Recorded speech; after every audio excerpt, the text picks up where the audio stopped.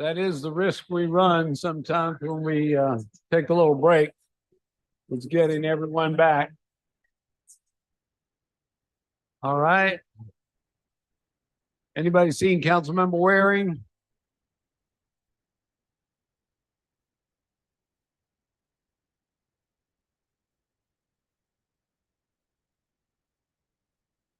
Tell him he's got to pray.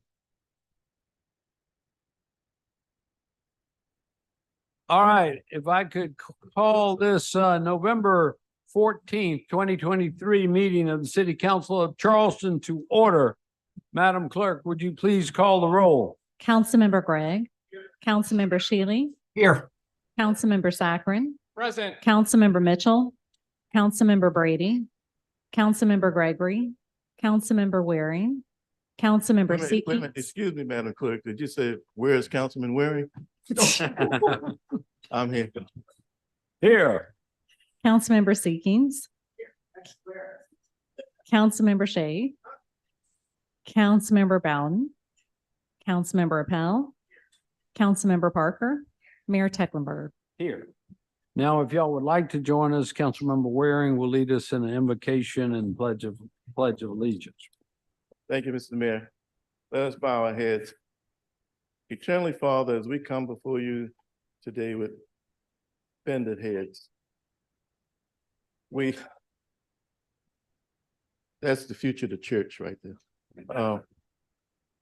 We thank you for all your many blessings as we come to you with prayer today. We thank you for those that we recognized recently during Veterans Day that paid the ultimate price in defense of this country.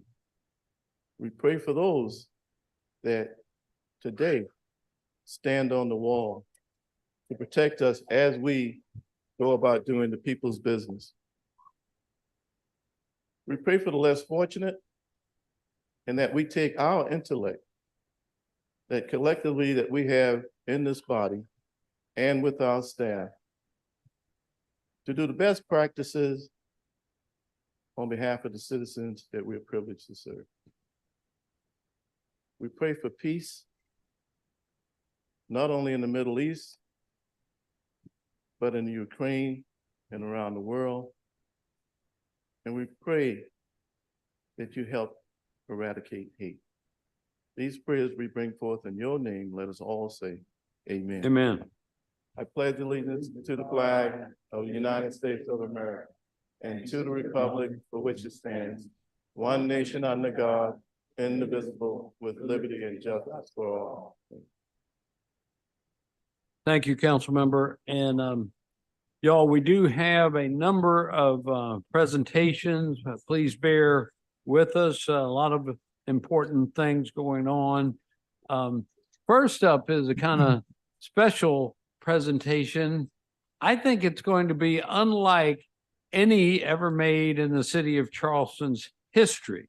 I would like to ask Sherry Brown and other staff of JR Development to please join me at the podium along with any homeowners, new homeowners of the Father Grants Court development that JJR helped us with. And this young man is one of them. Well, come on up. Come on up. Y'all come on up. No, please come up here to the podium, y'all. So I'm going to turn it over first to Sherry, and she has a special check presentation for the city. JJR Development, just to give a little background, was lead contractor for a development the city did just recently to build some affordable homes on the east side of Charleston, specifically for home ownership. And Sherry's going to tell you a little bit about how they put the squeeze on their vendors. Sherry? Good evening, everyone. My name is Sherry Brown, and I'm the Chief Operating Officer of JJR Development for 16 years. On behalf of the company's principal, Jeffrey Roberts, myself, and the rest of the JJR team, we are honored to convey this $210,000 check as a refund of city funding for the 67 America Father Grants Affordable Workforce Housing Project.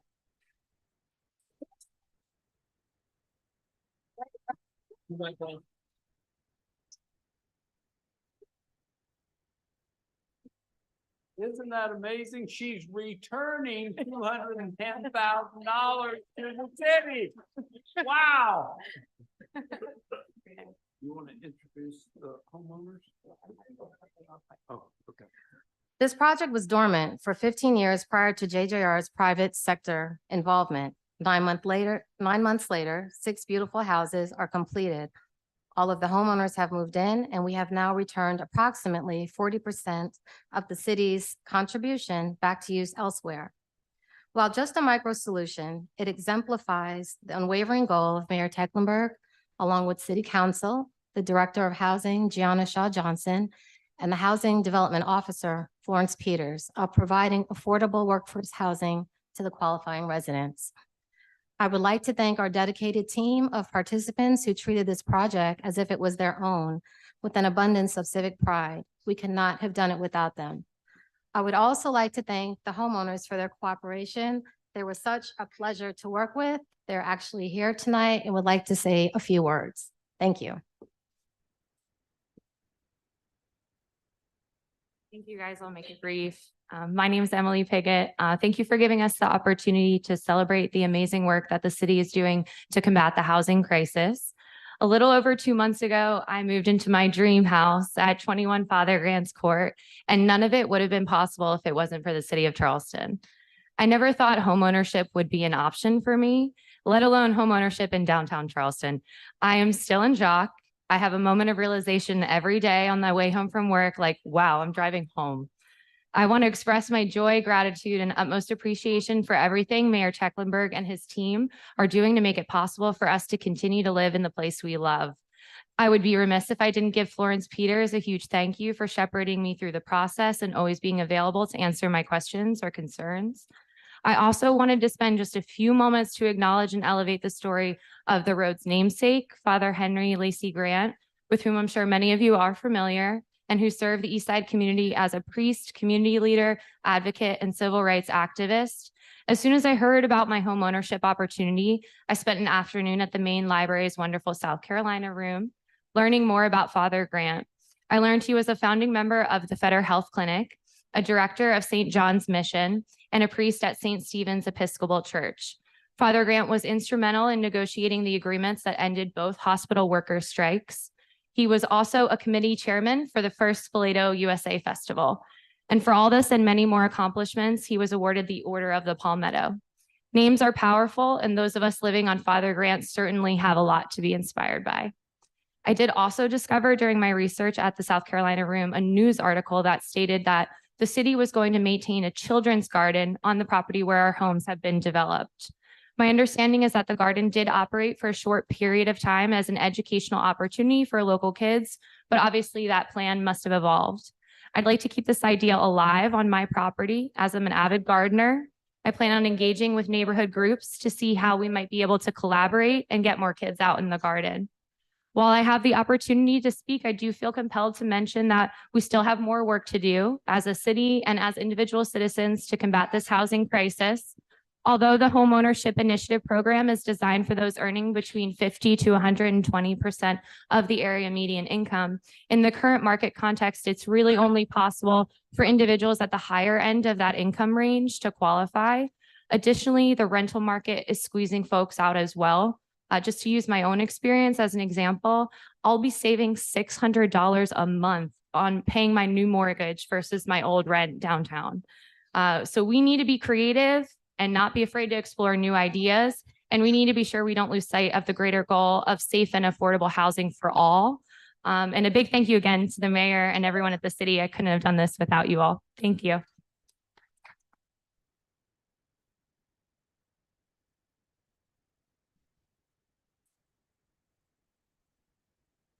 You want to say something, Winnie? Yeah, you can say your favorite things first. I like inventions and robots. He likes inventions and robots. And the house too, right? And house. Folks, my name is Peter Spearman. My mom has worked at Nelson's over on Columbus for the last 31 years. You might know her, Susan Spearman. I'm a local kid who went to college at Charleston, met my wife there. And we moved away for 6 years while I went to graduate school, and I'm back as a professor at the college. And the idea of getting to own a home downtown was always the dream. And thanks to the city and this initiative, especially Florence, and everybody who let us know about the program when we moved back. We're in that home now, and my wife and I think it's our forever home, and we're excited to raise these boys in that house. So thank you all.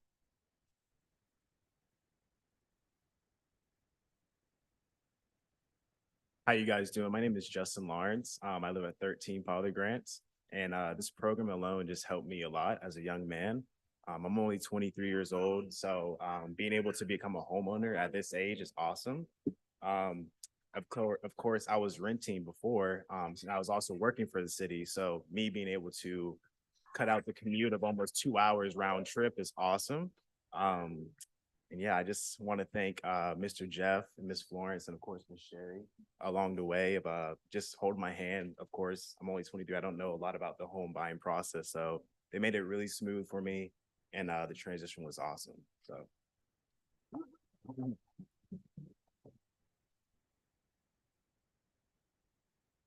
Maybe next time.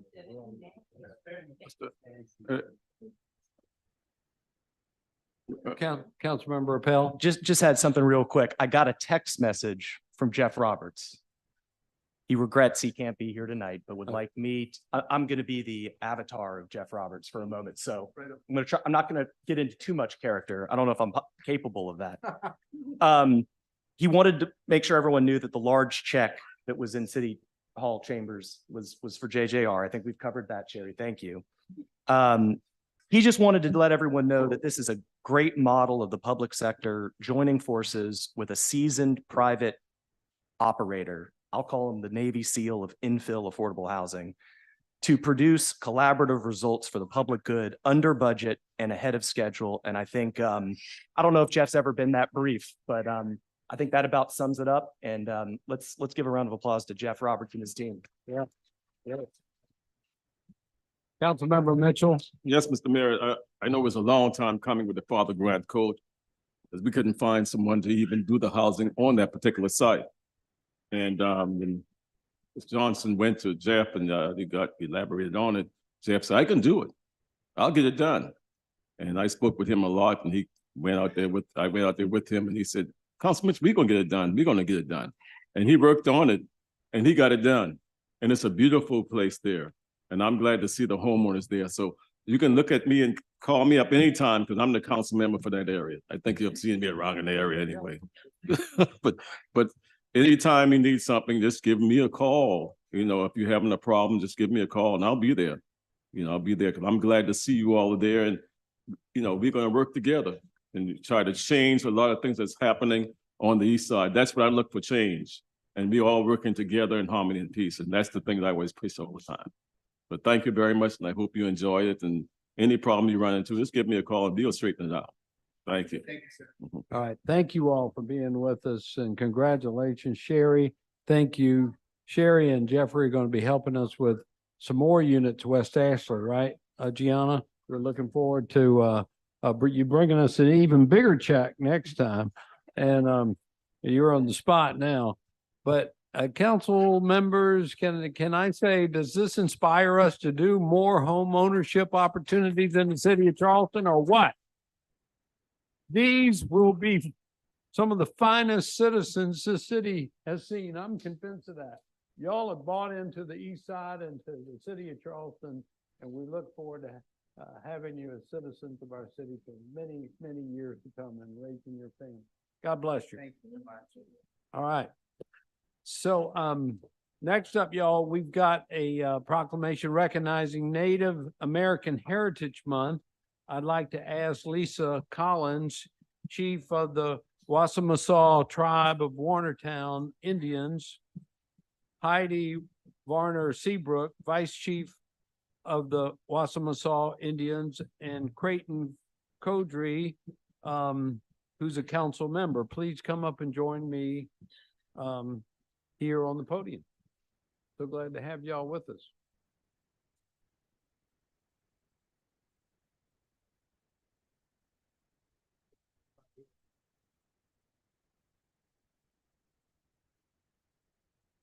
So if I may share this proclamation with y'all. Whereas American Indians, Alaskan Natives, and Native Hawaiians have played a vital role in enhancing the freedom, prosperity, and greatness of our city, state, and country, their culture and society are at the root of a number of advancements in areas including agricultural development, medicinal discovery, environmental preservation, geography, governmental institutions, commerce, and more. Charleston was founded way back in 1670 on the west bank of the Ashley River with the help of indigenous people who occupied this land. The colonization of South Carolina began, and despite a painful history marked by unjust policies of assimilation and termination, American Indian and Alaska Native peoples have persevered, I should say. The Wassamasaw tribe of Varnertown organized and incorporated in the state of South Carolina as body politic and maintain the history, culture, lifestyles, unique heritage of the South Carolina Native American people. And whereas from ancient times to the present, various Native American Indian tribal cultures and bands have called the Lowcountry home.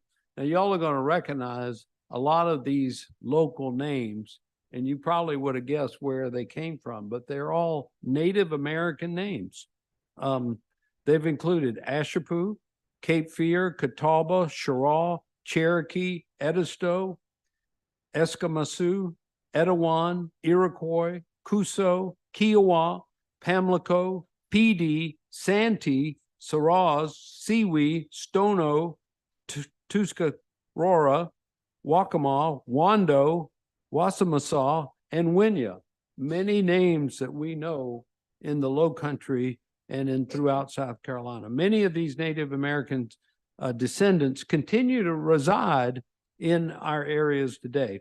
Whereas Native American and South Carolinians have served with valor and distinction in wartime, and their artistic and entrepreneurial and other valuable skills have truly enriched our heritage. Whereas the members of South Carolina General Assembly by resolution recognized November as National Native American History Month, declared November 18th as Native American Awareness Day in South Carolina.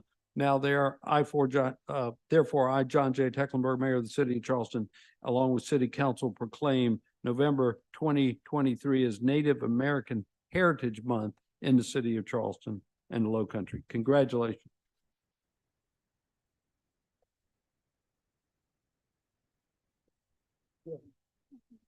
We just want to thank Charleston for recognizing and celebrating our heritage and our history.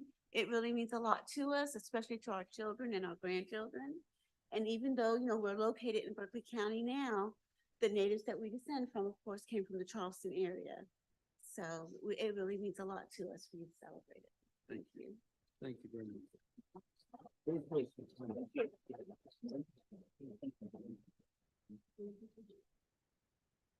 So next we have a proclamation recognizing World Day of Remembrance for Road Traffic Victims. And I'd like to invite Katie Zimmerman, Savannah Brennan, anyone that's with the group, Patty Holland Bird, Jim Hemphill, who's with the National Safety Council, Reverend Danny Massey, Whitney Powers, Christina Smith. All y'all come on up.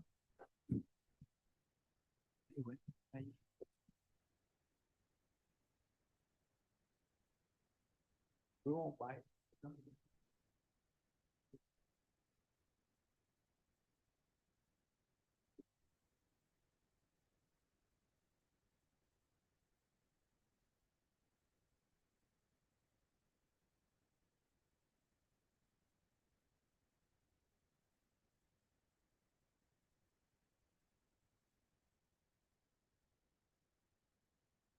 So whereas traffic crashes, some of these y'all are sad statistics, killed more than 42,795 people in the United States last year in 2022, according to National Highway Traffic Safety Administration. Whereas South Carolina DOT has reported statewide there were 1,097 traffic deaths in 22 in South Carolina. And SCDOT also reported in Charleston County, there were 107 traffic deaths. And in South Carolina, there were 217 pedestrian and bicyclist fatalities in 2021, a 53% increase since 2016. In Charleston County, there were 287 bicycle and pedestrian fatalities and serious injuries in the period from 2015 to 2019, more than any other county in South Carolina, according to the DOT. Of the 600 plus injured bikers and pedestrians treated at MUSC Health since 2018, half had moderate to very severe injuries and 7% of them died. According to a 2022 report from Smart Growth America, the Charleston, North Charleston metro area ranked as the 5th most dangerous metro area in America for pedestrians. That's not a statistic for us to be proud of. Whereas a majority of Charleston residents indicated in the city plan, citywide transportation plan, Plan West Ashley, and the Parks and Rec Master Plan surveys that they would be more likely to walk and bike to destinations if they felt safe doing so. Whereas each death and serious injury on our roadways presents the loss of a friend, parent, sibling, valued member of the community, whereas the World Day of Remembrance for road traffic victims is a global event. It's a global event honoring the many millions who have been killed and seriously injured on the world's roads and to acknowledge the suffering of all affected. Whereas the objective of World Day of Remembrance for road traffic victims is to provide a platform for road traffic victims and their families to remember all those killed and seriously injured on the roads, acknowledge the crucial work of emergency services, and promote evidence-based actions to prevent and eventually stop further road traffic deaths and injuries. Whereas 2023 World Day of Remembrance theme, Safe Streets for People, reminds us to increase roadway safety measures beyond educational campaigns to enable a more forgiving, equitable, and safe transportation system for all road users, especially the most vulnerable. Therefore, I, John J. Hecklenberg, Mayor of Charleston, along with City Council, proclaim Sunday, November 19th as World Day of Remembrance for road traffic victims in Charleston, South Carolina. Thank you all for being with us. Katie, would one of y'all like to make some remarks? Who's going to come forward? Danny Massey. Thank you. My name is Danny Massey. I retired in 2015 after 18 years as senior pastor of First Scots Presbyterian Church just down the street. And I want to address you on this matter of growing concern to our family and so many families, just some of whom are represented here tonight. But 4 years ago, our family joined a growing fraternity that no one would like to be a member of, and that's those who've lost loved ones on the city streets of Charleston. And these were different circumstances in every case, but it was pedestrians, it was bikers, it was joggers, it was shoppers, it was black and white, it was young and old. It affects the whole community. And so many of these people were taken before their time with so much yet to contribute to the life, our common life together. I have to admit that I was not aware of the danger of our city streets until our personal loss, until I became aware of the good work of groups like Charleston Moves and others who promote traffic safety and bike safety throughout our city. Of course, we'll never be able to reduce human error. People make mistakes, but I think we can do things that would mitigate losing your life when you do make a simple mistake. Our son, David, at 36, died from an accident on Maybank Highway when he was trying to cross the street from one side to the next. He lived a couple of weeks, but without hope for recovery. They harvested his organs, and we're in touch with people who've received his organs. Years before that, he donated a kidney to his nephew who had kidney disease. But at any rate, I'm well aware now. I see it all the time, and it's a growing concern. There was something on the news just yesterday about a pedestrian death in our area. So it's happening all the time, all around us. And while we can't eliminate human error, I think we can make rational and cost-effective changes in many ways that can make a difference and reduce not only deaths, but serious injuries as well. How can we go about doing this? Well, there are cities that are facing these same issues we're facing here in Charleston. Many of them are making progress. Jersey City, New Jersey, of all places, had 0 traffic deaths in their city. And they credit their success to having made quick build infrastructure pilot projects where they could experiment and witness various safety measures that made a difference in their committee, and they would recommend those to other people. They also invested more in making these changes in their city. Currently, there's real momentum in the city around the whole issue of traffic safety and bike safety. And I think it's time to seize this opportunity. I'm excited that the South Carolina Department of Transportation is about to begin a new project downtown that's going to offer a much improved circumstances for pedestrians and bikers. Charleston has applied for a grant through the National Department of Transportation. And if this grant is awarded, it would be a great opportunity to press this issue and come up with plans and ideas that can make a change in our area and spare the lives of countless people and prevent more people from coming into this fraternity of which we're all members here this evening. Ultimately, I would challenge us to try to mirror what our neighbors in Mount Pleasant have done, and they have chosen a goal of 0 deaths on Mount Pleasant right-of-ways. And that's, I don't know if it could ever be achieved in Charleston, but it's something to work toward. I thank Mr. Mayor, you and the council members for hearing us and having us here tonight. Thank you. Thank you.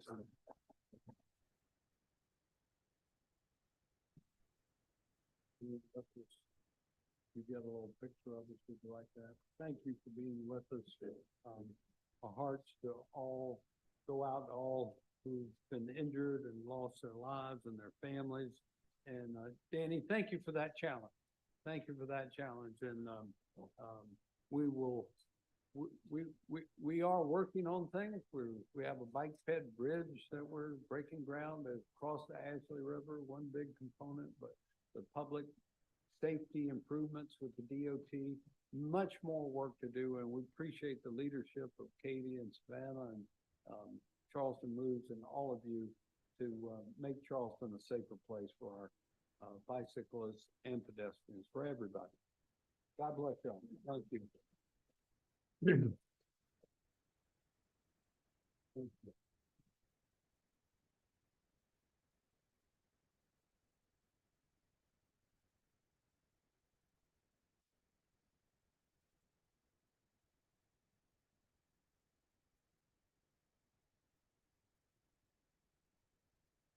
Okay, y'all, we're getting there. Next, we're gonna recognize Buy Local Season. Is Jackie Berger here, Executive Director of and Jordan Amaker, Director of Communications. Y'all please come forward. Steve Fletcher and Mara Fields with Low Country Local First. Yes. And it's time to think about buying local, right? It's almost shopping season, the holiday season. And oh, I didn't. Katie, would you mind? Well, thank you. So this proclamation is to buy local this season. Whereas the city of Charleston is proud to join Low Country Local First in supporting and celebrating Charleston's local independent businesses and the remarkable impact they have on the city's culture, economy, and character. Whereas buying local Charleston residents embrace this unique, vibrant community and recognize that it's one-of-a-kind businesses that keep us from becoming anywhere USA. Whereas by buying local, Charleston residents create prosperity for all. The multiplier effect of locals choosing locals creates diverse job opportunities, protecting us from the effects of economic downturns. We keep the money local. Whereas by buying local, Charleston residents help to improve and protect the environment, purchasing habits, central location, and smaller footprint of local businesses often result in less pollution and carbon footprint. Whereas by buying local, Charleston residents keep money circulating within the local economy. For every $100 spent at a local independent business, $45 goes back into the community versus just $14 when spent with a national chain store. Whereas by buying local, Charleston residents support a healthy, happy community. Studies show that those who live in communities where local independent businesses are the norm are healthier and thus happier. By acknowledging November 25th, 2023 as Small Business Saturday and November through December as Buy Local season, the city of Charleston supports its local businesses that create jobs, boost the local economy, and preserve its neighborhoods. I urge all citizens to join in the celebration by buying local for the holidays and throughout the year. Now, therefore, I, John J. Tecklenburg, Mayor of the City of Charleston, along with City Council, proclaim November and December as Buy Local season here in the City of Charleston. All right. Message to our homegrown businesses that they matter and that you believe in them. I know many of you are also small business owners, so this proclamation is for you. It's through this campaign and the year-round efforts that we highlight, support, and engage the local independent businesses that make this city so unique, livable, and resilient. We must continually remind our citizens that community and connection should take priority over convenience if we want to keep our local businesses around, retail businesses in particular. We must do everything we can to direct awareness to those businesses that build the character and culture of this place, or else we risk losing what makes Charleston one of the best cities in the world to visit, and certainly, more importantly, to call home. I want to thank you, Mayor. I want to thank Meg Thompson and Christina Off in the Business and Neighborhood Services Department for being amazing partners on this campaign and throughout the rest of the year, and for supporting our work. And I want to wish you happy holidays and a merry Buy Local season. Thank you. Thank you.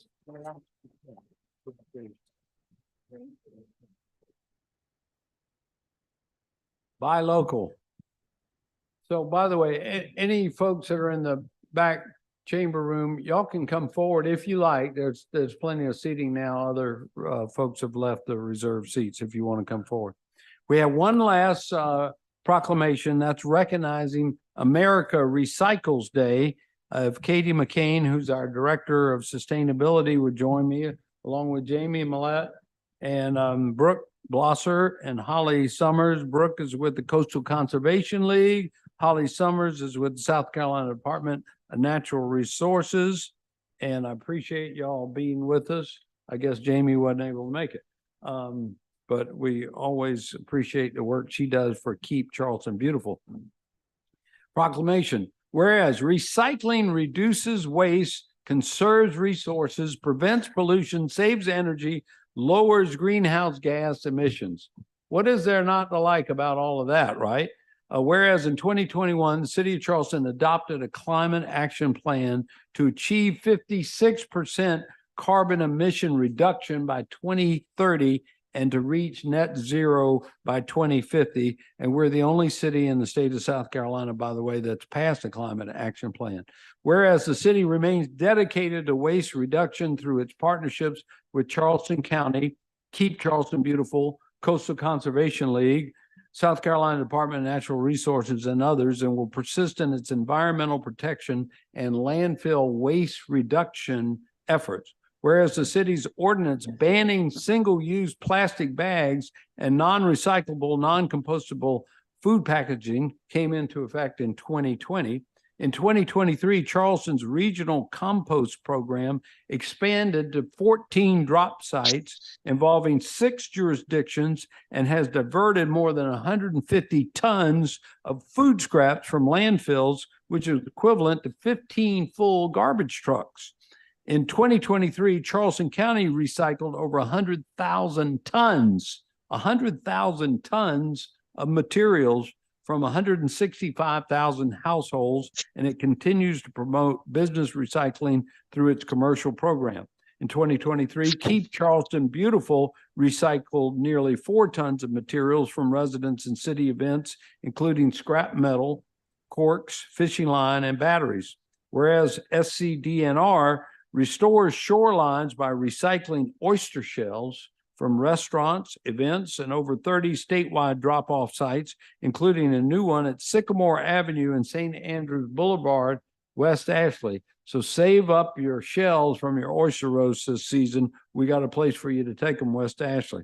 Whereas the region is offering free pumpkin recycling options this fall, such as the Pumpkin Smash composting event at West Ashley Farmers Market on November 19th. That's this Saturday, right? We're going to smash some pumpkins, y'all. It's going to really be fun.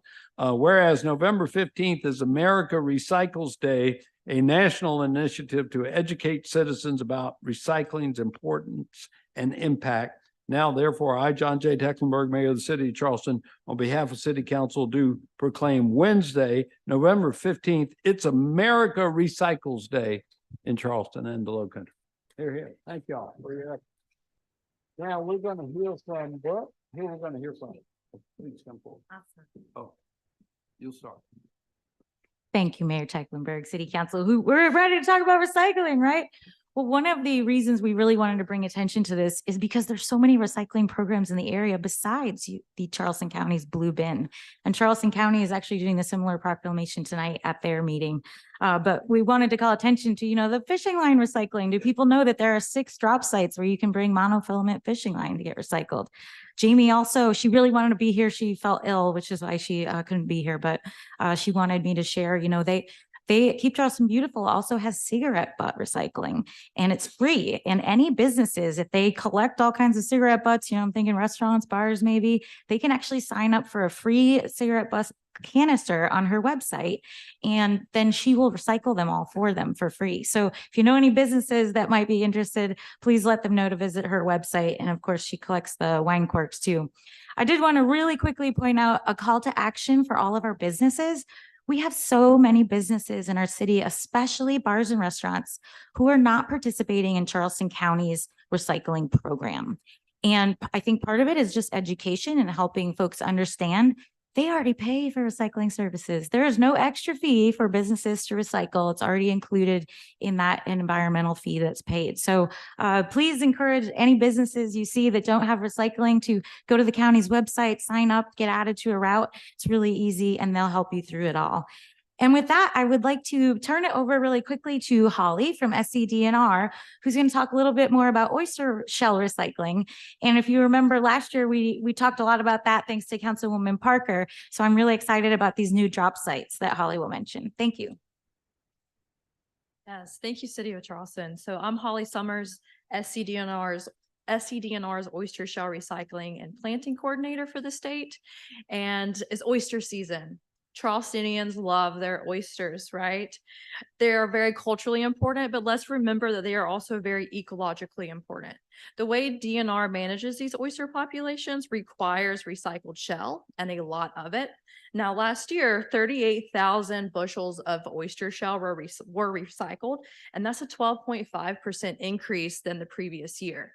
And we believe because of City of Charleston support, those efforts were made clear, and we were able to achieve those goals. Now, we have 11 public drop-off locations in Charleston County. And like was mentioned, West Ashley has a new drop-off location. I do want to remind everybody that we pride ourselves in making shell recycling convenient for restaurants. We have lots of partnering restaurants in City of Charleston. We also have numerous caterers that are dedicated to the cause and members of the public who use these bins. We are always looking for new restaurants to take on board. And thank you again for your support. Please use our resources any way you can and reach out to me if I can help you. So thank you. Great. Thank you.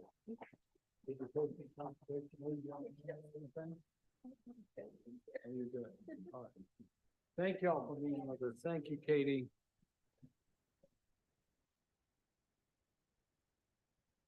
Everybody recycle, right? All right. I think it was a different stating of the old adage I learned when I was much younger to think globally, but act locally. Someone recently shared with me to think big, act small, but start somewhere. And recycling is a place that everyone can start if you haven't already. All right. So next up is our approval of city council minutes from October 10th. A motion to approve in a second. Any additions, deletions? All in favor, please say aye. Any opposed? The ayes have it. Next up is our citizens participation period. Madam Clerk will help lead us in that. How many folks we got signed up? Yes, sir. We have 13. All right, well, let's do 90 seconds each, a All right. minute and a half. The time is a minute and a half, and we will start with our online list first. Anthony Bryant. All right. Tony Daniel. Good afternoon, Mayor and Council. Veterans Day just passed. I hope y'all thought of me. I am a disabled veteran. I have my 20th surgery in 2 days, directly related to my combat service. While I was gone in the military, y'all closed the roads in my neighborhood illegally. How did you get away with it? By calling a road with, let's check, dead end sign, trees, a fence in the road, and says it's open. Have any of you ever taken care of a stroke victim? Because I am. My father has constant noise coming by his house. You talk about safety. You said safety is important to you. Is my safety not important to you? Is my father's safety not important to you? We have 10 times the amount of traffic of any other house in the neighborhood, thanks to you keeping the roads illegally closed. We have traffic noise. We have the entire school traffic. When you measured the traffic, you didn't even bother to measure all the traffic. You only got a fourth of it. You missed it. Swing and a miss. I hope you thought of me for Veterans Day and didn't stand up and say, we care about veterans, because you didn't know me when Ross Appel was calling me names. You didn't know me at all. But there, sorry, didn't mean to speak to him directly. Won't do it again. A member of council called me names online and had never met me. You know why? Because I called him out on this and he said, it's an open road. The problem is, the mayor told me, sue me. If I took you to court, would you stand up under oath and say, this is an open road? Time. Thank you. Jerome Harris.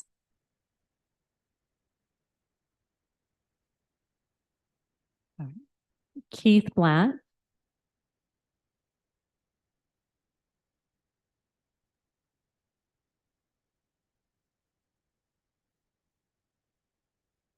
Good evening. My name is Keith Blatt. I'm here on behalf of the Charleston Jewish Federation, and I just want to address the council's consideration of the International Holocaust Remembrance Alliance's definition of anti-Semitism and incorporating that into its policies.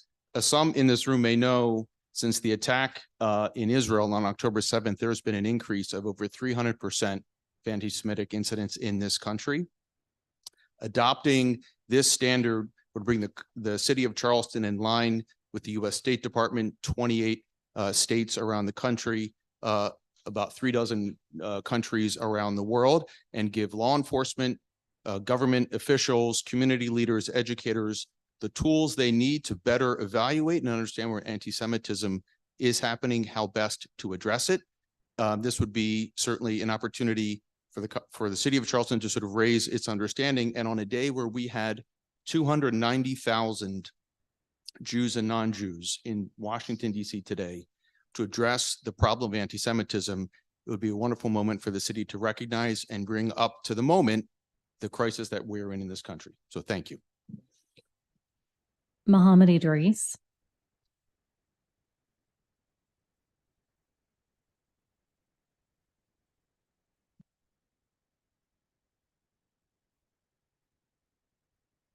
Evening. The Bible, Old Testament, and the Quran has the solution for the world problem. Saudi Arabia is not at peace because they're disobeying the Quran. You don't have no king in Islam. Israel and the Jewish community, they are not following Moses, Prophet Moses, peace and blessing be upon Prophet Moses. The Prophet Moses said, taught them an eye for an eye. And as long as you do not follow the scripture, you're gonna catch hell. Thank you. Tom Orth. Thank you, Mayor. Thank you, members of council. Tom Orth, we live at 515 Robert Daniel Drive, and I'm a member of the Human Affairs and Racial Conciliation Commission. We have three special areas of study that we want to send to council. We're under the gun a little bit because we want to honor Councilman Saccharin for all his work with HARC. The three areas that we want to forward movement to, first of all, the Community Development Committee resolved to champion and prepare zoning tools and foster the success of Black businesses and grow their established presence on Union Pier and throughout the peninsula.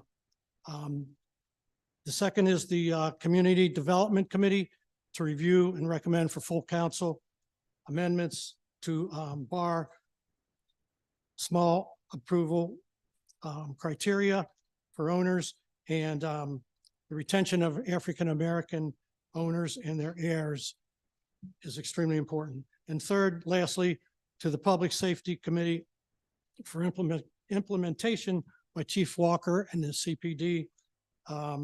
These results from the session should be sent to the public as far as the racial bias audit.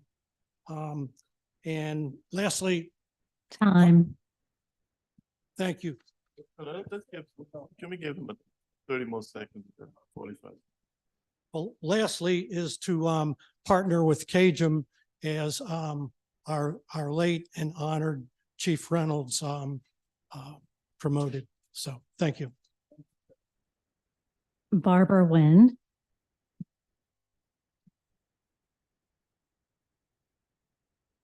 Zach Bisiti.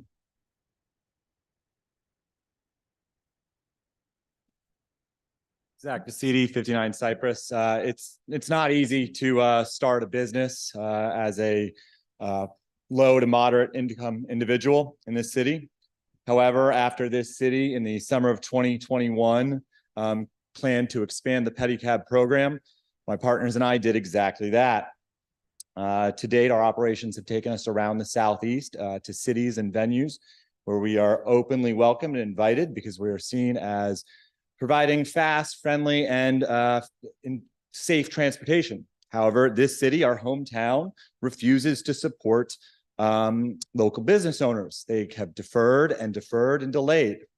And although I happily anticipated facing challenges as a business owner, I really never anticipated doing battle with this council for 2 years. When this first came to the board, it took 5 months to go from the Traffic and Transportation Committee to what would have been a bid. This rebidding process has been going on for now 20 months. And in that time, countless taxis have been approved, entire housing developments have been approved, and government just seems to operate at a different pace for this industry. This is overly burdensome regulatory framework for the pedicab operations, and it's not keeping individuals or operators safe or citizens who are riding. It's not meaningfully improving conditions or outcomes. It's merely stopping investment and allowing the incumbent operators to maintain their grip on this industry. Paul Tamburino. Good evening. Thank you. Paul Tamburino, 3010 Memorial Drive. I'm currently the chairman of the Citizens Police Advisory Council, And so I'm kind of speaking a little bit prematurely for y'all, but I know that a presentation is coming. I want to thank on behalf of CPAC and myself personally, the leadership of Chief Walker and the tireless efforts of Dr. Jillian Eidson on putting together both our survey and the time and transparency in working with them as they've gone through the racial bias audit. I'm probably the only person that was not paid that attended all 3 of the ERA audits, community meetings, and I got to see a pretty wide spread. I will say that going into it, one of the challenges I saw was we're not addressing the Hispanic community. That was never foreseen when these community meetings were held. And that was added on after the fact. So it was good to hear their voice because it was a completely different perspective than probably anybody saw. So I really want to thank them, and I want you all to, I've read the survey, and like anything else, when you do a survey like that, you know, the participation is going to be very rare. We could put out a survey on the fire department that everybody loves, and you'll still have probably just a handful of people that will go out of their way to complete a survey. So I think the efforts that Dr. Eidson's done to put together the metrics that you all are going to hear and be presented is a stellar job, and much more than we've seen in the past prior to her becoming involved. So I think that's a direct reflection of the leadership of the police department and Dr. Eidson. So thank you. Thank you. And Danny Massey signed up, but I think he spoke during the proclamation earlier. Patrick Flynn.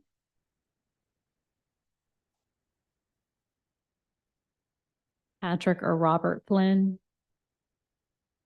Suzanne Hardy.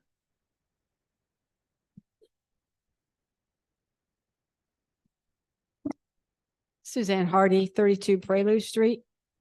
At the public safety meeting today, the racial bias audit assessment was reported.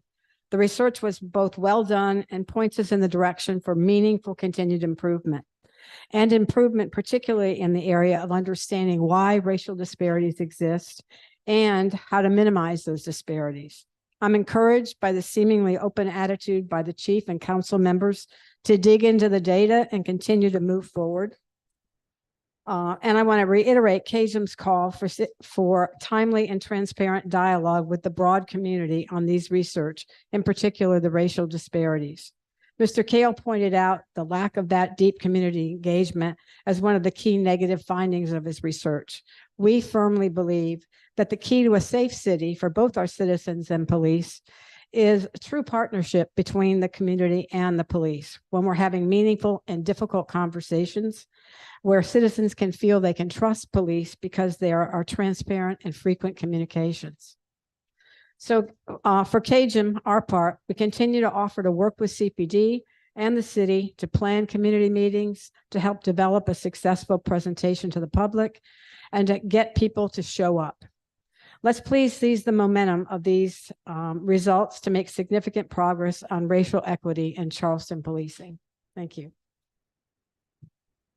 And those were all the citizens that signed up. We did receive some comments online. 14 comments received were against the ordinance to amend the Verdier Point PUD master plan.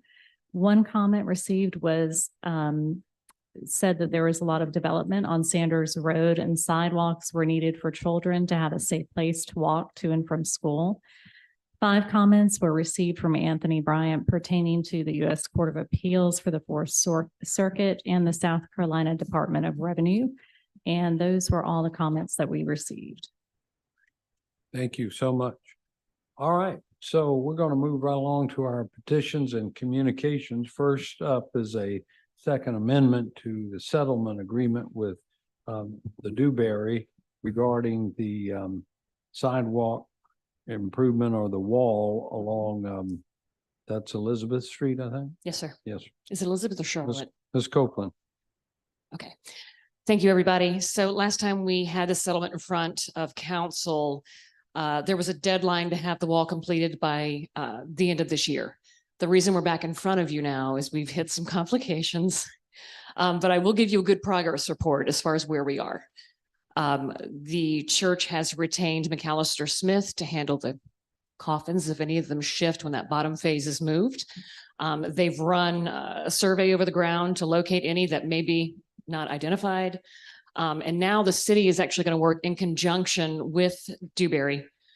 Because what's going to happen, and I'm no engineer, but I can at least explain it to you this way, the sidewalk is going to get rebarred to the wall so that it won't shift or move, hopefully in the next 100 years. So what's that entail? That means that we had to go through procurement. We've gotten ourselves an engineer and a contractor. We're waiting on a survey to start our plans because we're going to build out that entire sidewalk phase. We're not just going to build in front of the wall. So that's been a part of the delay. So that's why we're asking for this amendment to extend the deadline to get this wall completed to June, so we can all work in tandem and get it done. The second amendment is changing the name of the other party from the Dewberry Foundation to actually John Dewberry. Any questions? You need a motion for this? Yes, that would be great. Thank you. All right. And y'all, I also wanted to recognize Patterson Smith is with us. He just had to leave, Mr. Mayor. He wanted to. Oh, there he is. Yeah. Be back.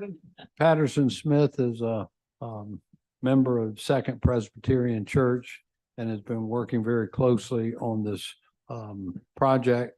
And he's here available if anybody had any additional questions. He's been boots on the ground working on this project with everyone.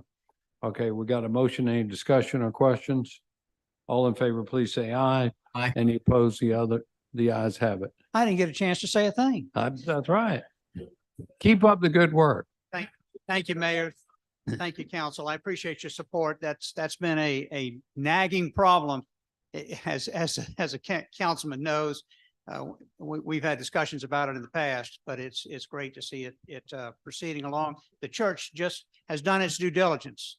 We examined the area next to the project to see if there were any graves or any remains, human remains been placed there. And I'm happy to report to you that we found none.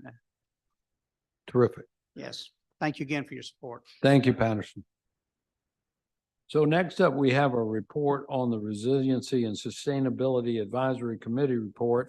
And we did have an item that was recommended to council, and maybe a couple items that were recommended to council directly from the committee. Katie McCain's going to give us a report. Katie?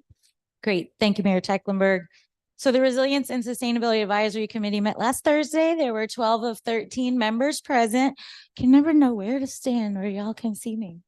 All right. So first up on the agenda, Dale Morris gave us a whole bunch of resilience updates. It included updates on the comprehensive water plan, the union peer review, the new tidal and inland flooding feasibility report, and the Haygood improvement plan, which the design division recently completed an amazing study for that this summer. So check that out if you haven't had a chance. Next on the agenda, the nature-based exchange recently came to a finish. The full compendium is now available online, and there's a podcast too. So lots of great work happened with that project. Dale helped fill in while Liz was was under the weather for that one. Then on the agenda, we had a whole bunch of sustainability updates from Guess Who. So we had a fabulous drive electric Charleston, and we shared some pictures and information about that. We had over 30 electric vehicles on display, and over 300 people came to learn about electric vehicles. Then we talked about progress on the city's resolution to transition all of our city-owned leaf blowers to electric, and we are pretty much at 100%. So cheers to Parks Department, Recreation, Golf Course, and Stormwater for working so hard getting those transitioned this year. And I know they're also working on other small equipment too, because those batteries are all interchangeable.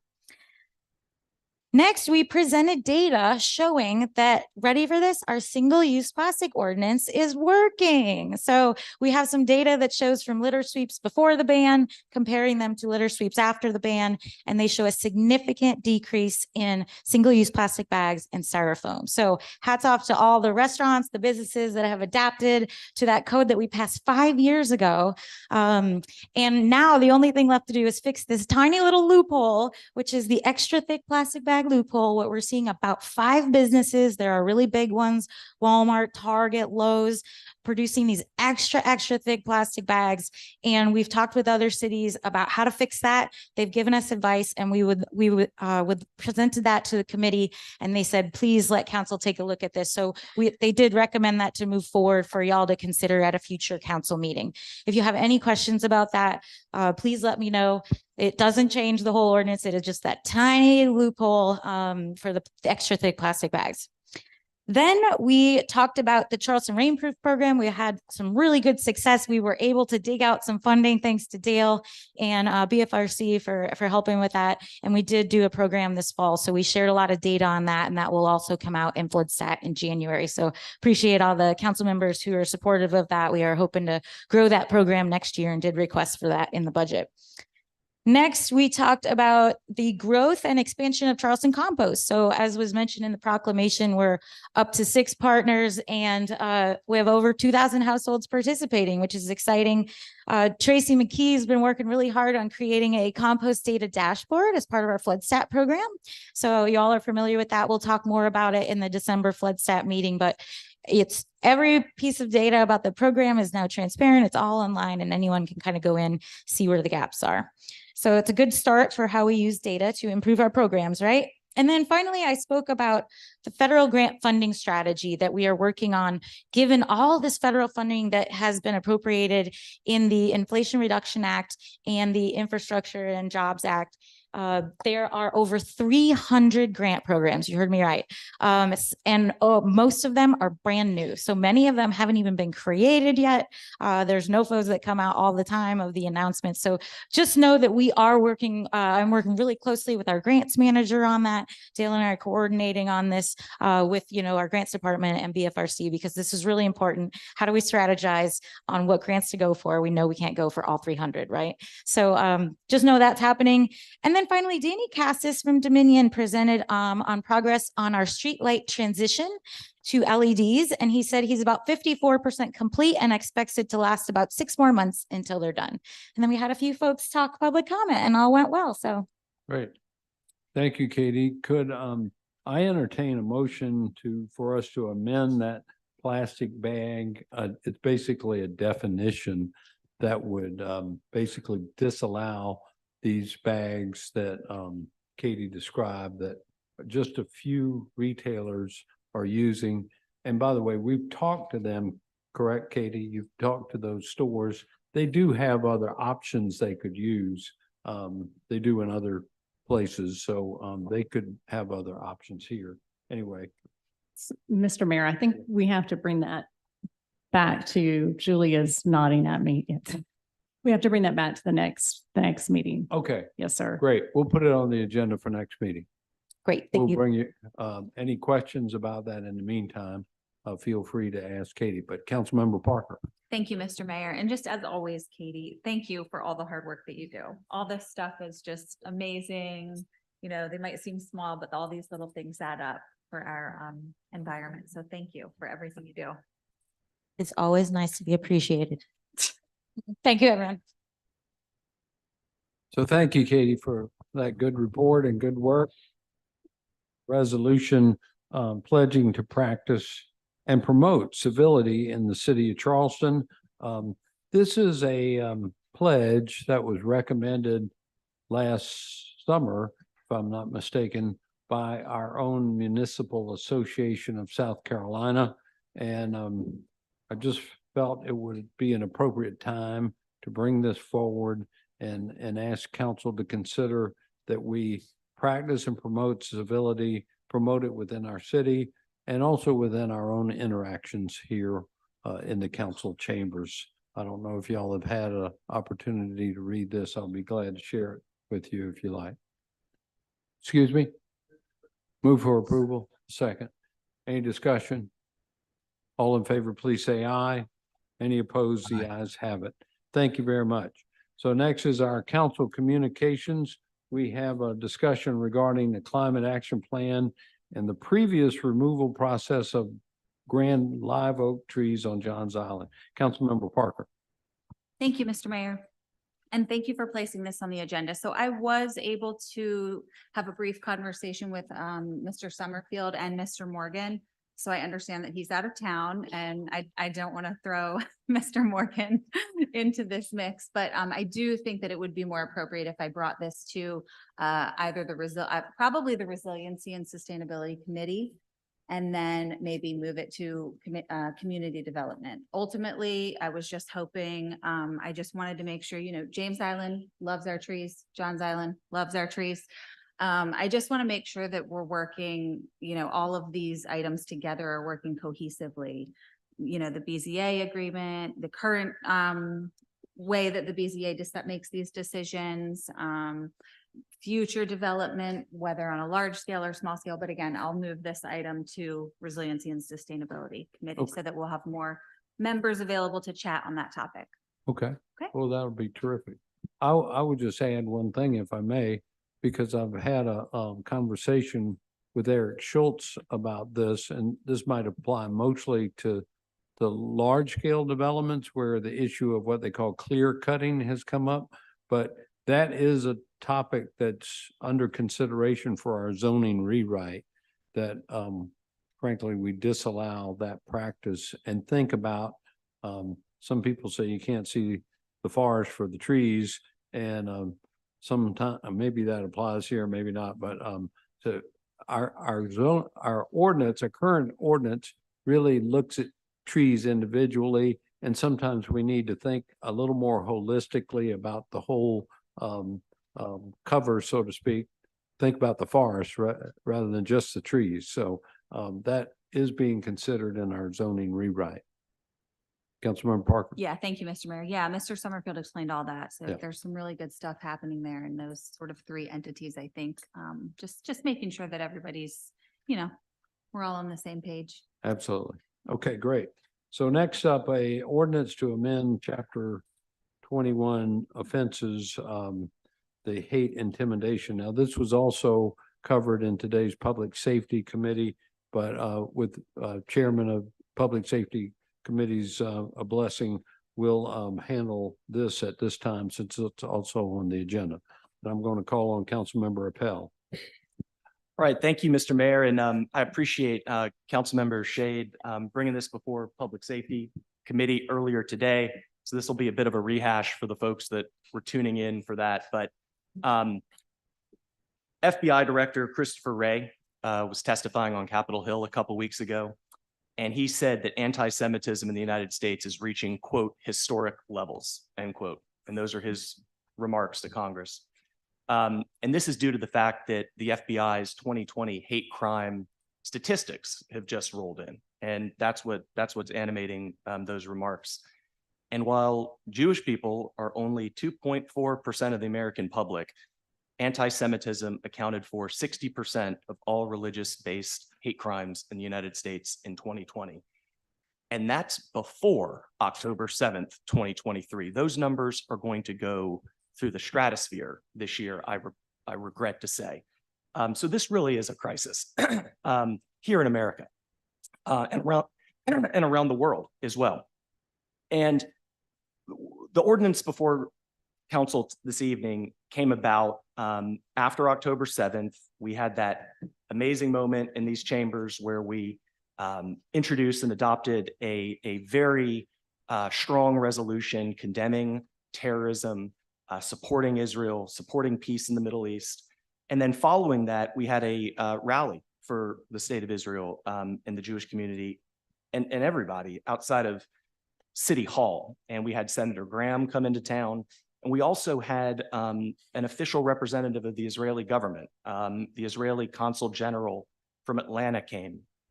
And we had a wonderful moment outside of City Hall.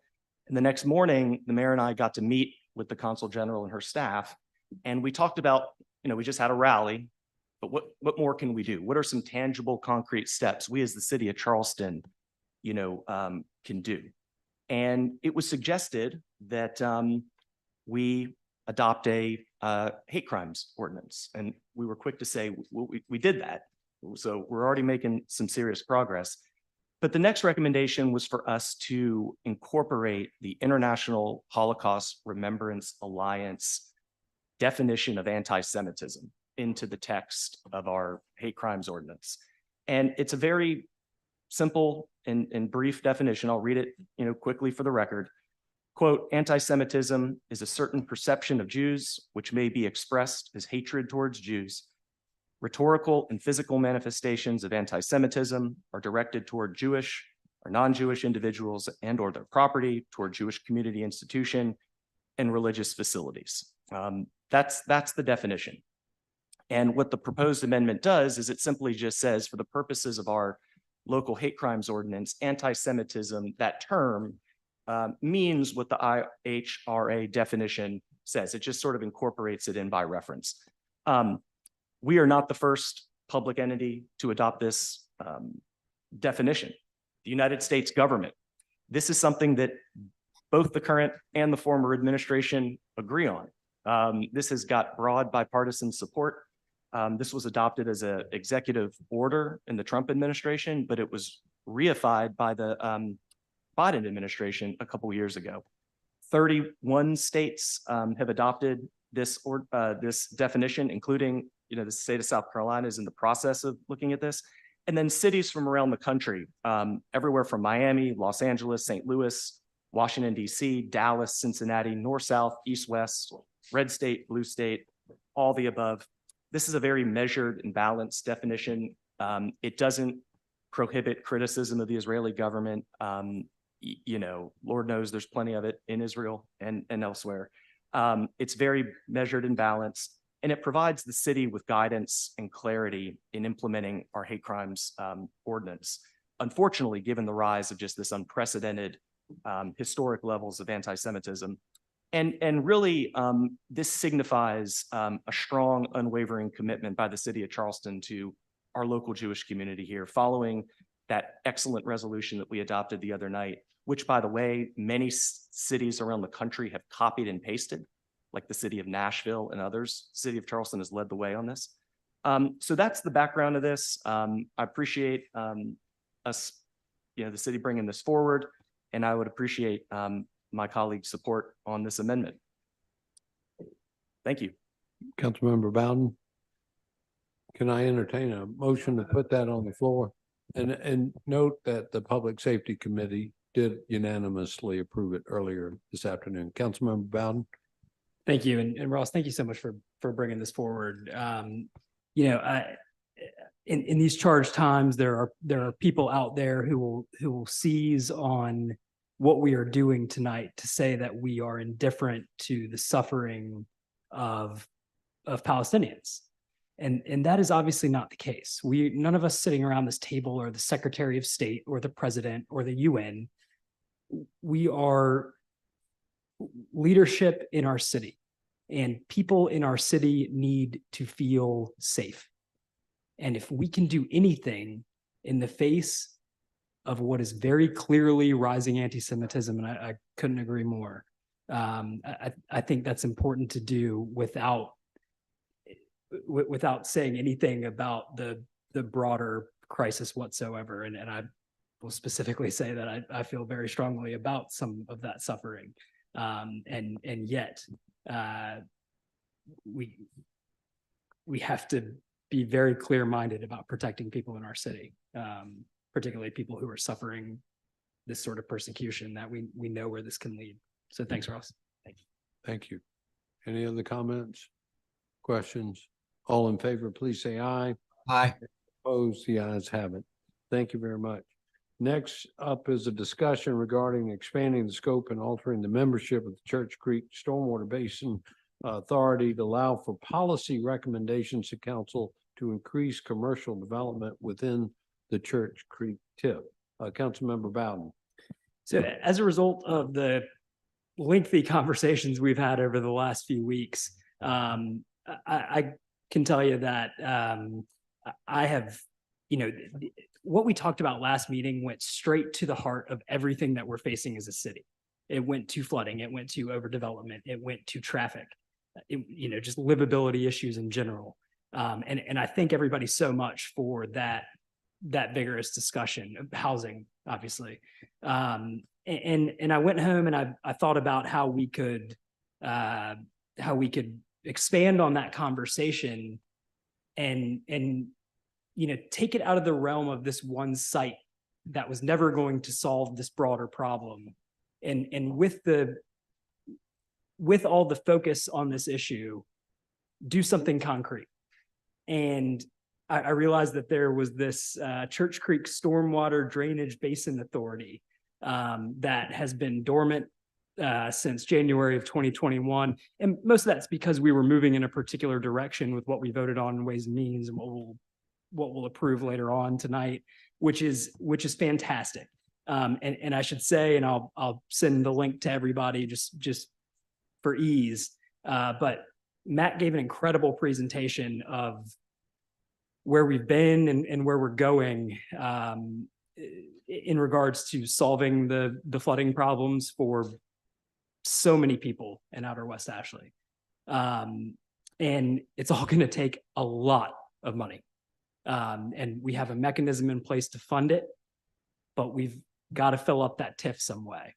And so I looked at the ordinance and it only allows this authority to advise on how to spend the money once it's in the TIF. It seems like the perfect mechanism for me to pull various stakeholders together, residents, certainly people who suffer from the flooding, landowners, people who have developed commercial property in the area. Obviously the people we're used to hearing from, the Realtors Association and the Metro Chamber of Commerce, would love to reach out to them and see if they want to be a part of this. State and county government, so that we can search for other funding sources at the same time to force multiply what we're able to come up with ourselves. And so I just gave this frankly longer thing that I wanted to do. But it's, this is exactly why I ran in the first place, is addressing this issue. And so I would love y'all's support just to move this over to stormwater, or excuse me, the Public Works Committee, and hammer out the details of what the membership should be. I think expanding the scope is relatively simple. But if you have, contacts of people that you think would be good to, and with the whole goal being just to come back with 3 or 4 recommendations, or, a package of doable action items, to just make commercial development a little bit more economical without sacrificing any of the things that we know we can't sacrifice, like stormwater issues. So if you have contacts of people who may be interested in coming up with those recommendations, please let me know, let other members of the committee know.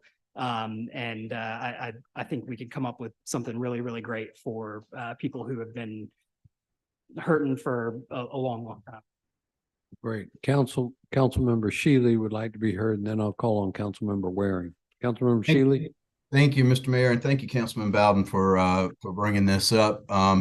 Obviously, we need some attention in Church Creek, the upper basin and the lower basin, which both of our districts represent. I guess my question on here is, we do have this now, we're just not meeting. I guess the question would be, do we not want the people that are on that committee now? Because my idea is we just need to have this committee meeting regularly, which we haven't had at all. It has been dormant, as you said. I mean, I don't know what we need to change. I just feel like we just need to have a meeting, and we need to put Church Creek back up, take it off the shelf and put it out straight forward and get some things moving in Church Creek where it hasn't been. But I don't, as far as changing the people on the committee, I'm not sure I'm clear on where you're coming from there. So the idea was that right now it's geared towards specifically spending the money. And so, a representative of Dominion is not going to be terribly helpful in telling us why we're not filling up the TIF in the first place. They can be useful in all sorts of other ways. And we just heard from the Sustainability Committee report exactly the ways that, they are useful and they bring a lot to the table. What I'm thinking about this in 2 parts, basically. I want to have, a series of working group meetings to come up with some recommendations, and let's implement those. let's move forward. Let's fill up this TIF and let's spend that money. I mean, let's get some plans in place. Let's get moving. But we can't do we can't do a single thing without the money to implement these solutions. They're going to be extraordinarily expensive.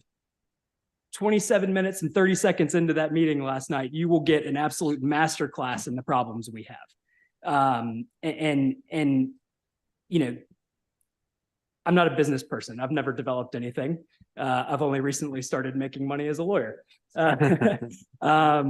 You know, I say that all to say that, and I've said something recently to folks at the leadership class of the Chamber of Commerce, that I need to hear from them because I don't know. And if nobody ever comes to me and says, hey, Stephen, why is the city not doing this? Then I'm never going to know to fix it. And so we need to get those people in a room. Councilmember Waring loves to say, not do it in silos. And so I think this should be one cohesive process. Let's get the money. Let's figure out how we're going to spend it. There are lots of people with expertise, the folks who could make these recommendations on one side and Matt on the other side, and we can make this all work. Great. I appreciate the passion. Thank you. Thank you, Mr. Mayor. Yes, sir. It sounds to me what's being proposed is to try to combine the stormwater management side of the basin along with a bit of economic development and fulfilling the vision of the West Ashley Circle and other properties along the TIF district that was created in order to provide services and retail for all the citizens that live out there. And that will enhance the district and that will provide the funding that we need for the long-term projects. Councilmember Waring. Thank you, Mr. Mayor. I couldn't agree more. I want to thank Councilman Bowden for bringing this forward because it is going to take a huge amount of money to fix the issues that are out there. For a good while, members of council felt that idea of the pump was going to be the solution. Turns out from an engineering standpoint, that is not going to be the solution. And I think it's going to be a conglomerate of strategies that will solve the problem out there, from some of the things we talked about yesterday, some of the existing ponds being converted maybe to drainage situations, actually buying out some low-lying areas that probably would take place over a period of time. So the revenue from the West Ashley TIF, hopefully stormwater fees when we get a little bit better at collecting, which we're in the process of doing. Grants, I remember Councilman Shealy, one of the things, one of his first, and he's in Atlanta right now at the National League of Cities, hopefully coming back with another good idea. One of his first visits in Washington, D.C. was we need to hire a grant writer, and that certainly paid off exponentially. So it's going to be a smorgasbord of financing to get the revenue to do what you need done, and obviously developing the TIF as well. But the part about that Councilman Shealy says, some of the people that were on that committee, weren't some of them neighborhood based? I mean, some of them lived in the area. It would be great to hopefully get them back up current on some of the information we saw as a committee. Let me tell you, Stormwater Committee, it's a jewel to be on the Stormwater Committee. I'm just telling you. But they need to be brought up, I'm sorry, to speed. All of us need to be brought up to speed on what are the solutions for Church Creek Basin. So I appreciate you bringing this up. Whatever we can do to help, count me in, because we need to get the revenue and solutions in place. Thank you. Councilmember Gregg and then Councilmember Shea. Thank you, Mr. Mayor. I guess I just have a quick question. I mean, it seems like if I read the mission of the Church Creek Stormwater Drainage Basin Authority correctly, the mission of economic development, those things are sort of different. If the goal is to try to spur commercial development in the TIF, well, wouldn't we just use our existing planning and zoning departments to try to do that? We already have Plan West Ashley. Do we need to amend it? you mentioned your profession. My profession is an engineer. I have no idea how to spur commercial development. So maybe it's best we keep those two, just a thought, maybe we keep those two roles separate. Just playing devil's advocate here. Thank you. Councilmember Shade. So we're going to get a full report in about 10 minutes from Public Works and Utilities. It was a 2-hour meeting we had yesterday, and a significant portion of that was a presentation by our wonderful director, Matt Fountain, on various projects that can impact Church Creek Basin. And I lost count of the number of projects, and the price tag on these things are up over $100 million, I think, plus.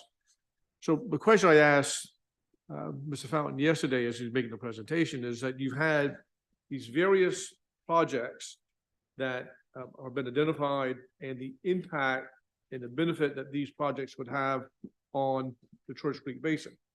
So how do you prioritize those projects? How do you say we're going to do project 1 first, or versus project number 6 first? Or if you do 1, do you do 3 next, whatever the order of having this done? And that's when Councilmember Bowden reminded me that this was one of the discussions we're going to have on communications of this agenda.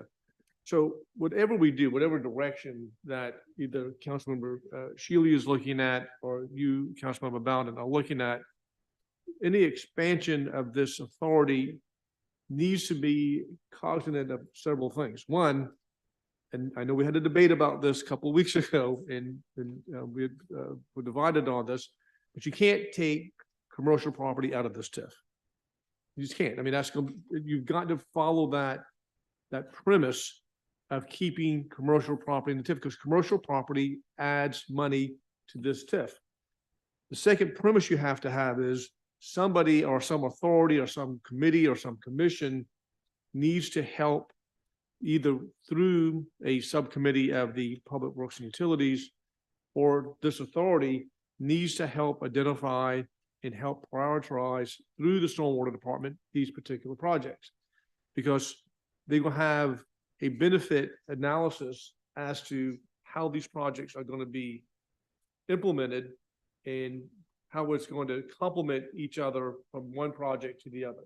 That's going to be critical. And funding on these things is going to be a critical component of this as well. So there's the 2 aspects that you're looking at, the money aspect of it, but how does one project complement the second project? And you need some kind of oversight on making sure that's being done. So whatever you end up coming out with this authority and expanding it or redefining it, those 2 principles, I think, must be incorporated in there to provide some kind of clarity and some kind of consistency and guidance on how to implement those projects. Thank you. Would anyone else like to be heard before I go back to council members Shealy and Bowden?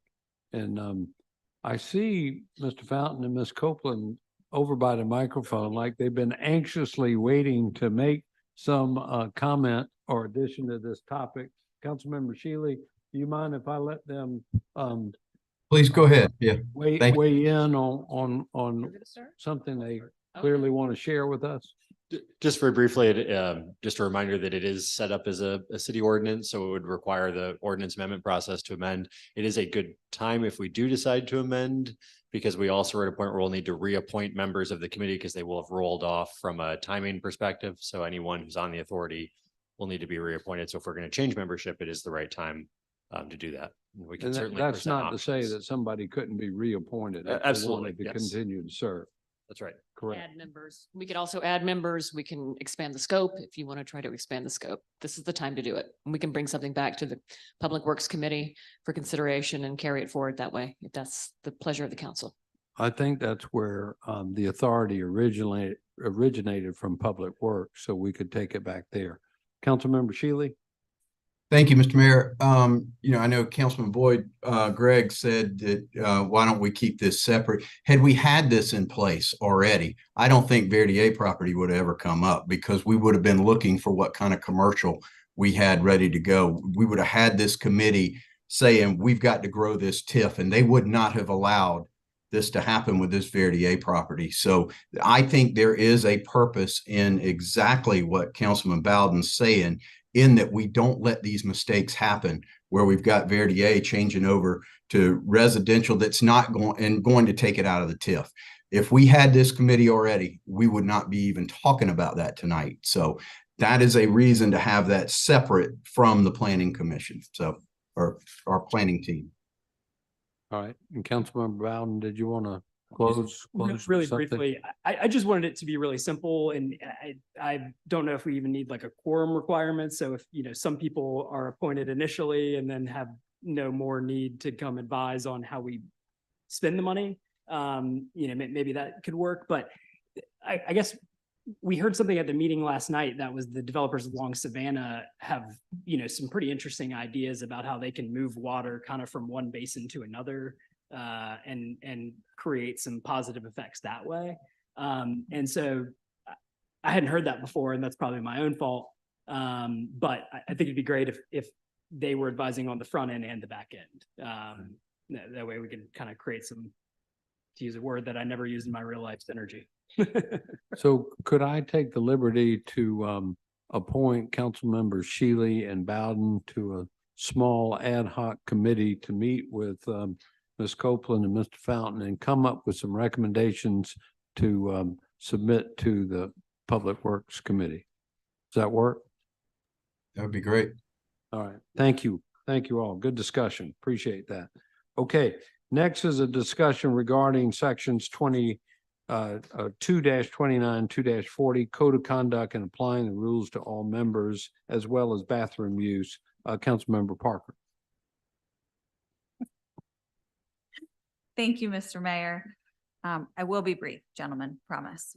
Section 228, 229, and 240 of our Code of Ordinances specifically lay out the rules of order, decorum, and code of conduct that we not only set for the public at our meetings, but are obligated to hold ourselves as elected officials accountable to as well. We all took an oath to that effect. I absolutely believe that rules were broken at our October 24th meeting and that there should be an inquiry, specifically to the misogyny on display when the order of business was interrupted when I was told to stay because I might learn something. Our leader, the mayor, a man, at no time redirected the order of business on the agenda, but instead excused me to use the restroom.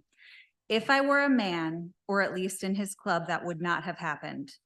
To be publicly disrespected and have my intelligence and work ethic questioned all because I had to use the restroom is beyond reprehensible. In a meeting with the mayor, I was shocked by some of his responses. I was also dismayed that when in reaching out to the mayor pro tem to discuss my concerns, I never received a response. And in a follow-up communication from a fellow council member about the statement I released, I was told that he hoped in the future I'd consider my words more carefully. It is blatantly clear to me that some individuals in this room who pontificate about inclusion and equality do not believe that I deserve that. Maybe it's because I'm a woman, or because of my values and beliefs, or maybe because I'm a mom. I know that seems to be a trigger for some of you. City Legal said they cannot get involved and that it is up to council to decide what to do. And gentlemen, I do not believe that's fair to make y'all judge and jury here tonight for what took place at our last meeting. Since I've been here, I have rolled up my sleeves and got to work. I truly enjoy working alongside y'all, and that's what I want to get back to immediately. But just know, I do not tolerate that type of behavior in my regular life outside of here, and I will absolutely not tolerate it here. I'll end with this, although my fellow council member is not here, and this may even seem silly, but silly was putting my bathroom break on full display. So unless from what the mayor told me, and y'all are shooting him a wink and a nod and a thumbs up to be allowed to leave this room, then maybe that's something the Ad Hoc Rules Committee should take up. Thank you for your time, gentlemen. Thank you kindly. Councilmember Saccharin. Thank you, Mayor, and thank you, Councilwoman Parker. My plan was to not be involved in any capacity because, number one, what Ross said to you, Councilwoman Parker, was inappropriate. He apologized, and it should end there. You have my phone number. You have my email address. I want to make sure for the record, I respond to all inquiries. I did not receive an email or a phone call from you. So I just want to make sure for the record, that's stated. I had no intention of getting involved. But to use, it should have just ended with Ross. We're adults. I've been pissed off, and I'm sorry, you can find me. I've been pissed off at everyone in this room many times. I don't engage in inquiries. I don't go posting on social media. I'll have a conversation with my colleague. That's what should have had and should have ended right then. So you did not reach out to me. For the record, you did not. I'll show me the email, show me the phone call. I'm happy to say my bad. But it should end with just you and it's a issue between you and your colleague, Ross Appel. It should end at that. The mayor shouldn't be involved. The mayor did nothing. Allowing you to go to the bathroom, that's an issue? Well, if I may address that point, and I love bathrooms, but section 239 addresses simply just leaving council meeting without permission of the mayor. It's prohibited, and it doesn't. Our rule doesn't indicate what the reason might be that you request permission to leave, and it doesn't matter to me. But any member leaving the council chamber during a meeting without permission of the mayor shall be fined $5. And should his or her leaving council chamber without such permission cause any suspension of business, he or she shall be fined $15 unless excused. Permission to leave the council chamber shall be requested of the mayor in open session of council after having been duly recognized. The amount of all fines shall be deducted from the council member's salary on the council member's next paycheck.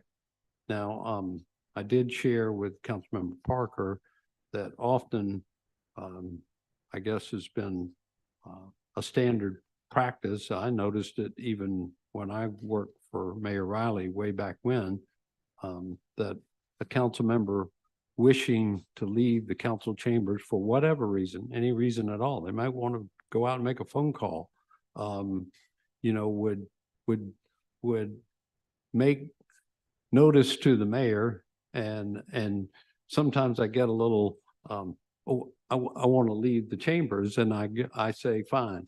So maybe I've erred in not requiring y'all to make a public acknowledgement of your request to leave the chambers by doing it that way.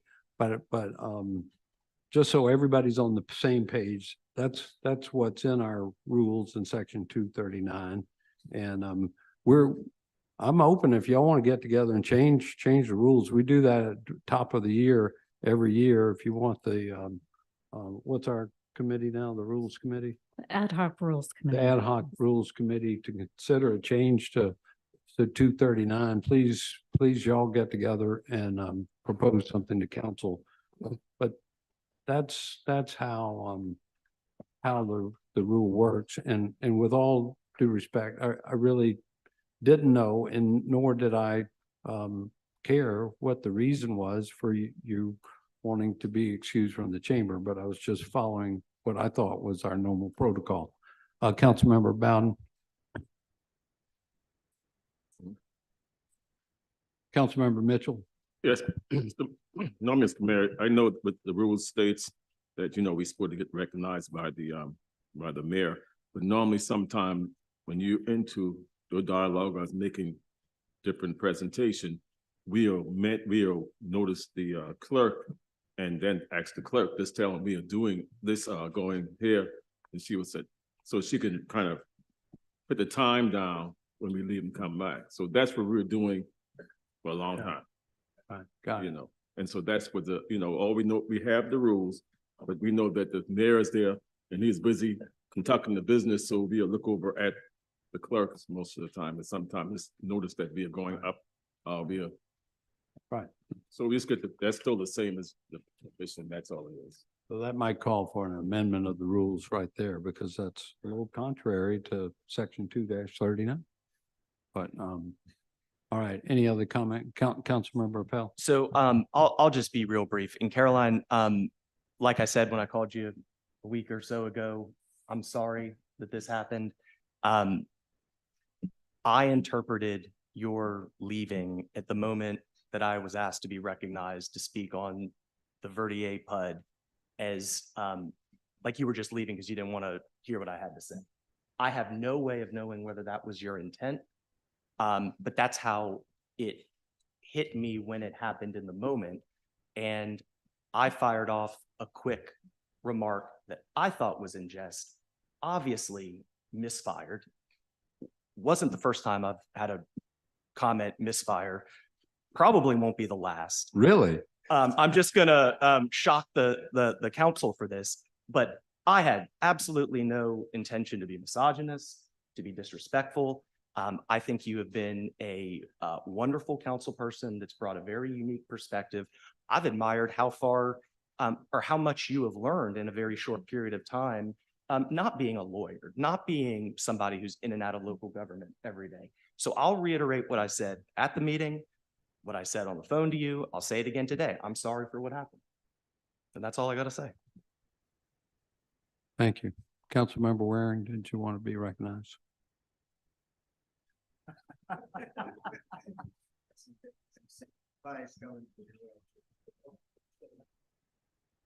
I'm gonna thank both colleagues for bringing this forward. Councilor Park, I think we all knew something went wrong and we didn't know what to do. I actually saw your face, Ross, and I think I know you a little bit. I think if you could have reeled that one back in, you would have reeled it back in. And I also saw Council Lady Parker's face, you know, because she was certainly offended. And anytime we see any colleague offended, you want to do something.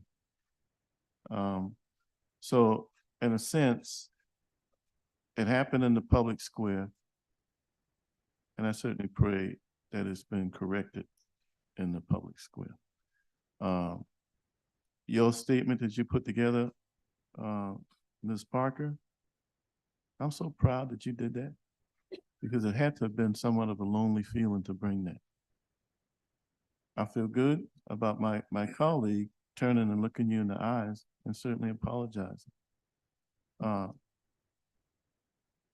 As good people, we pray every time we open these chambers to do the best on behalf of people we please to serve. So even when we make a mistake, stepping up, doing the right thing, that's what was done today. But if you never brought it forward, Ms. Parker, it would still be the talk of water cooler. And that's bad. Bad, you know, shame on all of us if that's the way it's been reduced. So hopefully we go forward in a better position, and I appreciate my good colleague Mitchell for giving me the time to have a few words. Councilmember Greg, did you have something a minute ago? I did. Okay, Councilmember Shade, and then Gregory.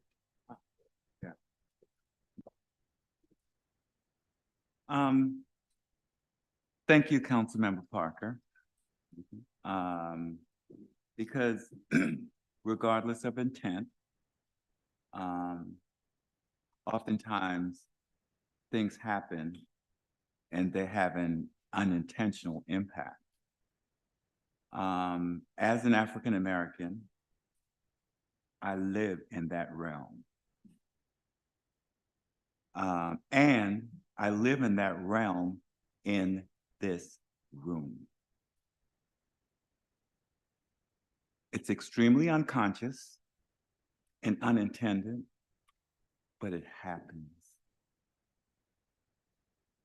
And an example is when I often say the person's ice is colder than my ice.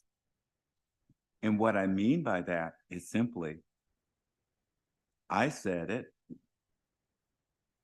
people shrugged, paid no attention. But when someone else says it, it's great. So thank you for bringing this to our attention.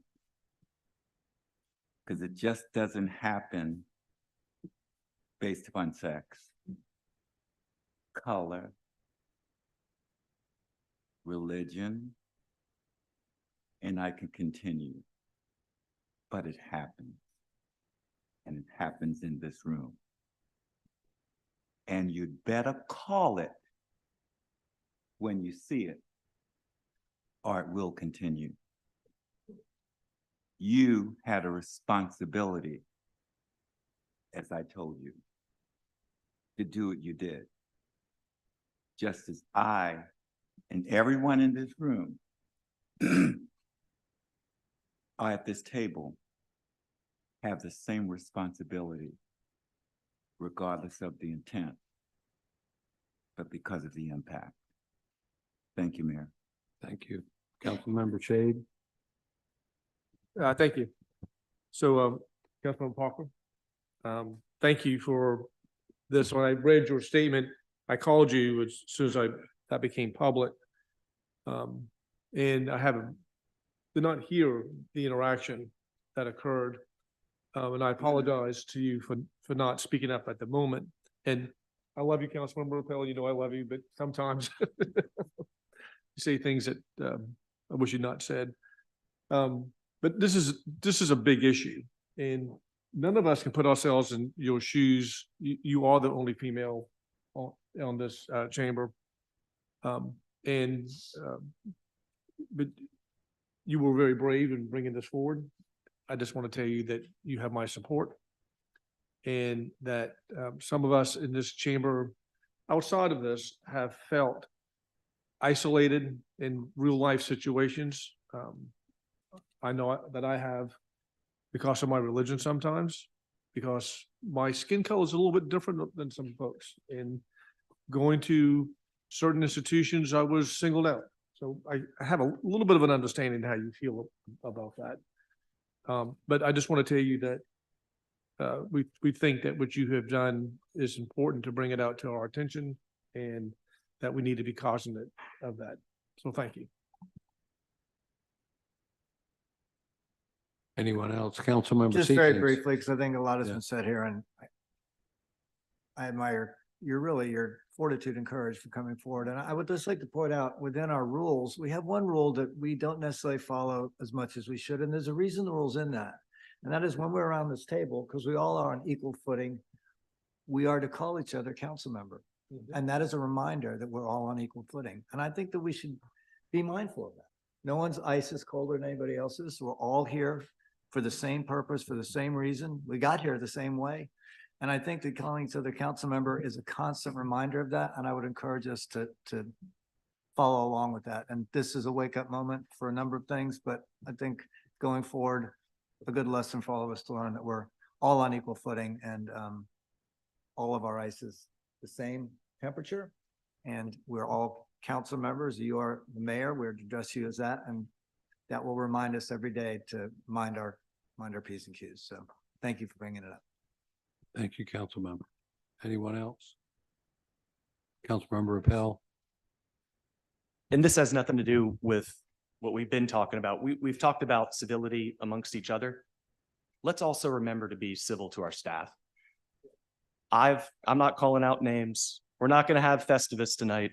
We're not going to have an airing of grievances, but I've seen members around this table being awful to staff in emails, on Zoom calls, in person. Let's keep staff included in this as well. They work very hard for us, and they deserve our respect as much as we owe one another respect. So I just thought I'd put a little finishing touch on the discussion today. Thank you. Hence the broad resolution that we all just signed, pledging to practice and promote civility, not just here in these chambers, but in the city of Charleston. And I thank you as well, Councilmember Parker, for bringing this forward and having this discussion. Thank you. Excuse me, Mr. Mayor. Councilmember Mitchell. I think we have something in place that we did a couple of years ago. We have a what in place? An ordinance that we voted here that called to act code of conduct. We have a how to code of act conduct. inside council or outside of council. We do. And we have that in Yes, place, sir. and I think all of us is a part of it because we did it It's because of things that happened. It's certainly related. It's Right. in section 229 Right. as Councilmember we Parker did. I brought remember we voted on it. brought forth. Correct. A couple of years ago. And there's Absolutely. certain things that we can do as council members when that arises. Yeah. Yes, sir. Yeah. Thank you very much. All right. So without further, unless someone else would like to comment, we're going to move forward to our council committee reports. First is our Committee on Public Works and Utilities, Councilmember Waring. Thank you, Mr. Mayor. All actionable items on Public Works Committee passed unanimously. And I so move. Second. The adoption of the report. All right. Any discussion or questions? Councilmember Parker. Thank you, Mr. Mayor. And thank you, Mr. Chairman, for allowing me to put item 7, I'm sorry, 8 on there. Appreciate it. Thank you, Matt Fountain, for the update. James Island.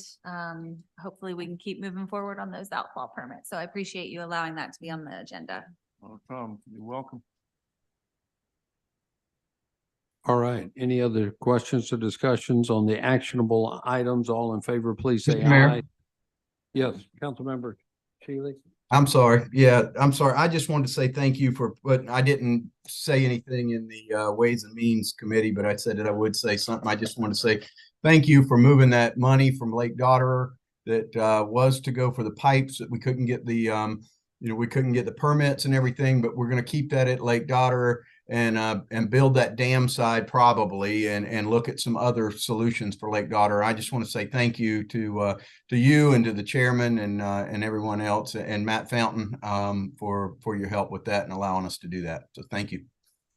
Absolutely. Thank you for that recognition. And we thank County Council for their partnership as well in keeping a portion of their funds dedicated to help us with that project too. Isn't that right? Correct. All right. Thank you. All right. All the actionable items, all in favor, please say aye. Any opposed? The ayes have it. Was there further part of the report that you wanted to Just give one us? part I'd like, where I added the discussion about the easement over at the easement at Forest Park Drainage Project. I think Ms. Copeland will, if you have a statement, I think staff is working on some options. Yes, yes. Which item was this? This was the item I had added about the easement. It's actually off of Falkirk Drive. It is a lot of neighbors back up to what is going to be a greatly widened and enhanced drainage easement for the Forest Park Drainage Project. These people formerly had an extension of their backyards into an easement that they knew about. Right. Fences have to be removed, but it's going to be left with a pretty big ravine there. And we're looking for options. And so I know our staff has been working on something. So I'm willing to hear some of the options that we can put on, maybe put in the record here. Okay, well, putting on the record, sure. I mean, we can give you a brief overview of some of the ideas we've talked about because the fences were built into the easement. I mean, we have talked about the idea of buying that property and taking it over to install the fence. We've talked about potentially installing a fence along the edge of our own existing easement and incorporating that into the contingency cost of the project itself. But these are things that we still. And then we've also talked about the idea of getting some nonprofits to come in and rebuild the fences on their property after we finish the project. But these are all things that we want to give you some greater granular detail so you can see the time projection, the cost projection, so you can make that educated decision. Let me add a little thing. I appreciate the part about the nonprofit, Mr. Mayor. I definitely think that's thinking out of the box. But let me give you all a picture. If anybody's been down Playground Road recently and you see the new drainage project that's going through, let me tell you, it is working. What what these folk had in their backyard is gonna be greatly different than they had before. I'm trying to be measured in my words. But we bought properties across the ditch from St. Andrews Parks and Playground. Will it be a fence on that side? So we did purchase an easement from the Sanders Parks and Playgrounds property. Right. We didn't buy the property, bought an easement? I thought we bought the property. I could double check. I believe we bought an easement, just over an acre of easement from them Okay. on their side of the property. Will it be a fence on that side? Do we know? I don't believe we're constructing a fence. I think that was one of the things Sanders Parks and Playgrounds had considered with some of the funding from the acquisition of the easement. I have to double check. I know in the Palmetto Apartments, we have some fence construction as part of the acquisition of the easement and temporary construction easements as well, permanent easement and temporary construction easements from them. Without extending this any longer, I would recommend, I would ask respectfully if any councilman can drive over and look at the ravine that's the wideness of it, the girth of it, and imagine something similar to that being in your backyard without a fence. I appreciate staff working on alternatives, but it is a timing issue that has to be involved with. And I don't think, Mr. Mayor, nonprofits, although may be effective, I don't know whether that time is going to work within the project schedule. So we need more discussion on this one, but I would like council members to just go lay eyes on the project off of Playground Road that you can see visually without walking through people's backyard. And then I think we can have a conversation with a little bit more reality of knowing what's to come. Okay. But anyway, thank you. And council member, I had committed to walking it with you That's right. in That's the right. fountain. That hadn't been scheduled yet, but I still want to do that. All right, that's Yeah. fine. That's fine with me. Yeah. And then the second thing was the piece on the discussion about, and we had that discussion already. I'll get with Councilmember Mitchell on the Jerusalem property. Thank you. Great. Thank you. Any question for Councilmember Waring on any of the items on Public Works Committee? All right. I think we've taken action that we need to. The rest is just for information, so we're good. Next up is our Committee on Public Safety that was held this afternoon. Councilmember Shea. Thank you, Mr. Mayor. The Committee on Public Safety met this afternoon at 2:30. We amended our agenda to include consideration of the amendment to the hate crime ordinance to add the what we just discussed, council communications, and we added to our hate crime ordinance to add the following words, including any act of anti-Semitism, and amending it for purposes of this section. Anti-Semitism refers to the definition set forth by the International Holocaust Remembrance Alliance. So that passed unanimously, and I'd recommend that, since we did that at council communication, I don't know if we need to take it back up at this time. The second item of action that we took up was a police department approval of a claims search access agreement and national insurance dealing with investigating auto theft. That was presented by Mr. Rumlin, and that also was approved unanimously. And then finally, two grants for the fire department, one in the amount of $67,300 to $60,000, and one for $15,000. Neither one of those had any matching grants, and those two were approved unanimously as well. So I'd move that we adopt the amendment to the hate crime ordinance, and the other three items I just mentioned for approval by council. We have a motion and a second. Any discussion on any of those items? All in favor, please say aye. Aye. Any opposed? The ayes have it.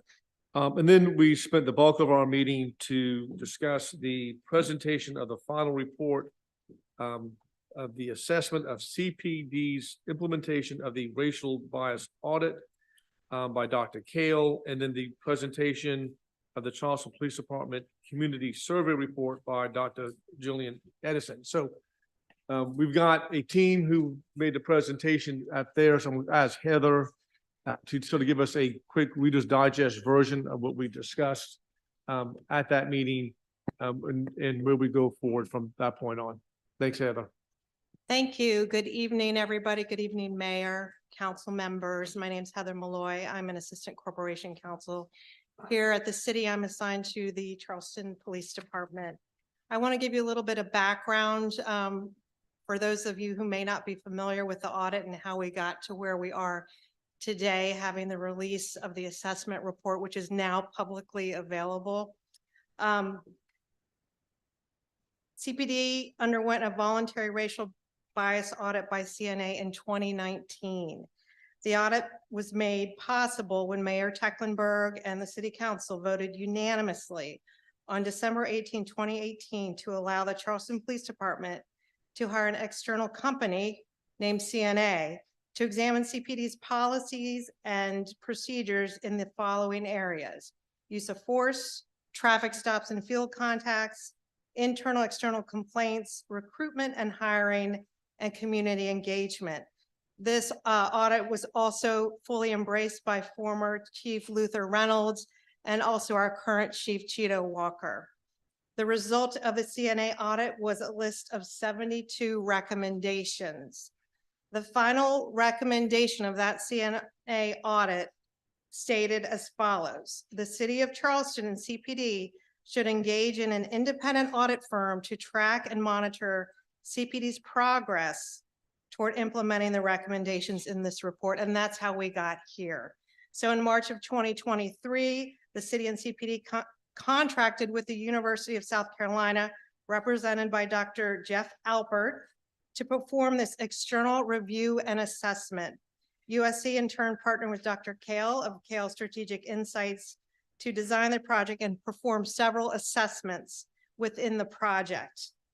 The external review and assessment had 4 phases: a fidelity assessment, a subject matter review and assessment, a citizen and stakeholder engagement and feedback section, and a findings and ongoing process evaluation framework.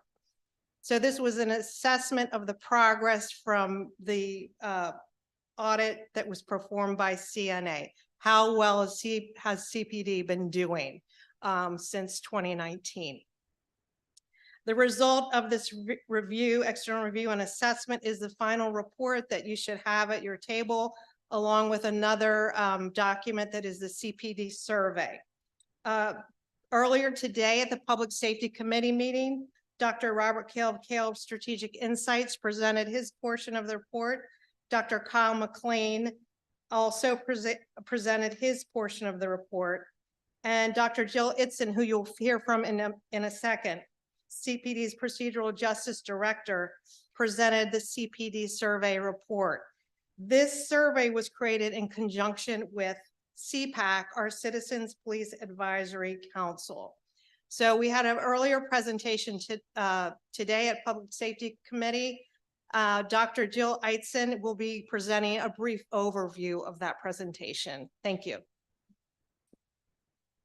And Heather, before you sit down, there was just very briefly the final recommendations from Dr. Kale's report. You just may want to summarize those 3 recommendations, I think, that he had presented.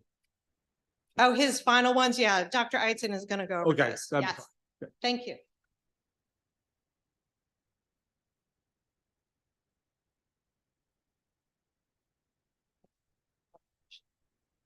Yeah. Good evening again. Jill Itzen, Director of Procedural Justice and Research at the Charleston Police Department. It's good to see you all again. And as Ms. Millay indicated, I'm going to be giving you a very high-level overview of the main findings of the ERA report, because you have a lot of information, which we hope that you will dive into and look at in more detail when you're able. I'll mention additionally that there were 2 other team members on the ERA report besides Doctors Alpert, Kale, and McLean. We also engaged, or the ERA team also engaged local resident Twan Fielding to be the community engagement team lead, and Mr. Charlton Brownell to be the research associate. And as Ms. Malloy indicated, there were 4 different phases of the project. They involved a lot of document review and internal interviews with CPD staff to assess the degree to which the department had met the recommendations from CNA. There was an in-depth racial disparity analysis performed by Dr. McLean on motor vehicle stops, uses of force, and complaints. As part of the community feedback and engagement process, the ERA team conducted several community forums at which community members from the Spanish community, as well as the business community and general residents, could attend to voice their opinions on the CPD and its progress. Another part of that engagement effort, as Mr. Paul Tamburino, who is our CPAC chairperson, mentioned today, was a CPD CPAC-led survey of opinions of Charleston residents, business owners, workers, and visitors. And then finally, we got some recommendations from the team on ways to proceed. So I'll highlight 7 key findings from the ERA report fidelity analysis. The first one, Dr. Kale's team and Dr. Alpert's team specified that the CPD has made a good faith effort to implement the recommendations from the 2019 CNA racial bias audit. 54 of the recommendations, or 80.59%, had clearly documented implementation. A further 11, or 16.14%, he was able to prove meaningful progress in documentation, but the ongoing work remains. And then there were 2 that had little or no effective documentation. The CPD has improved its data collection and analysis capacities. Community-oriented policing has become a central part of the operations of CPD.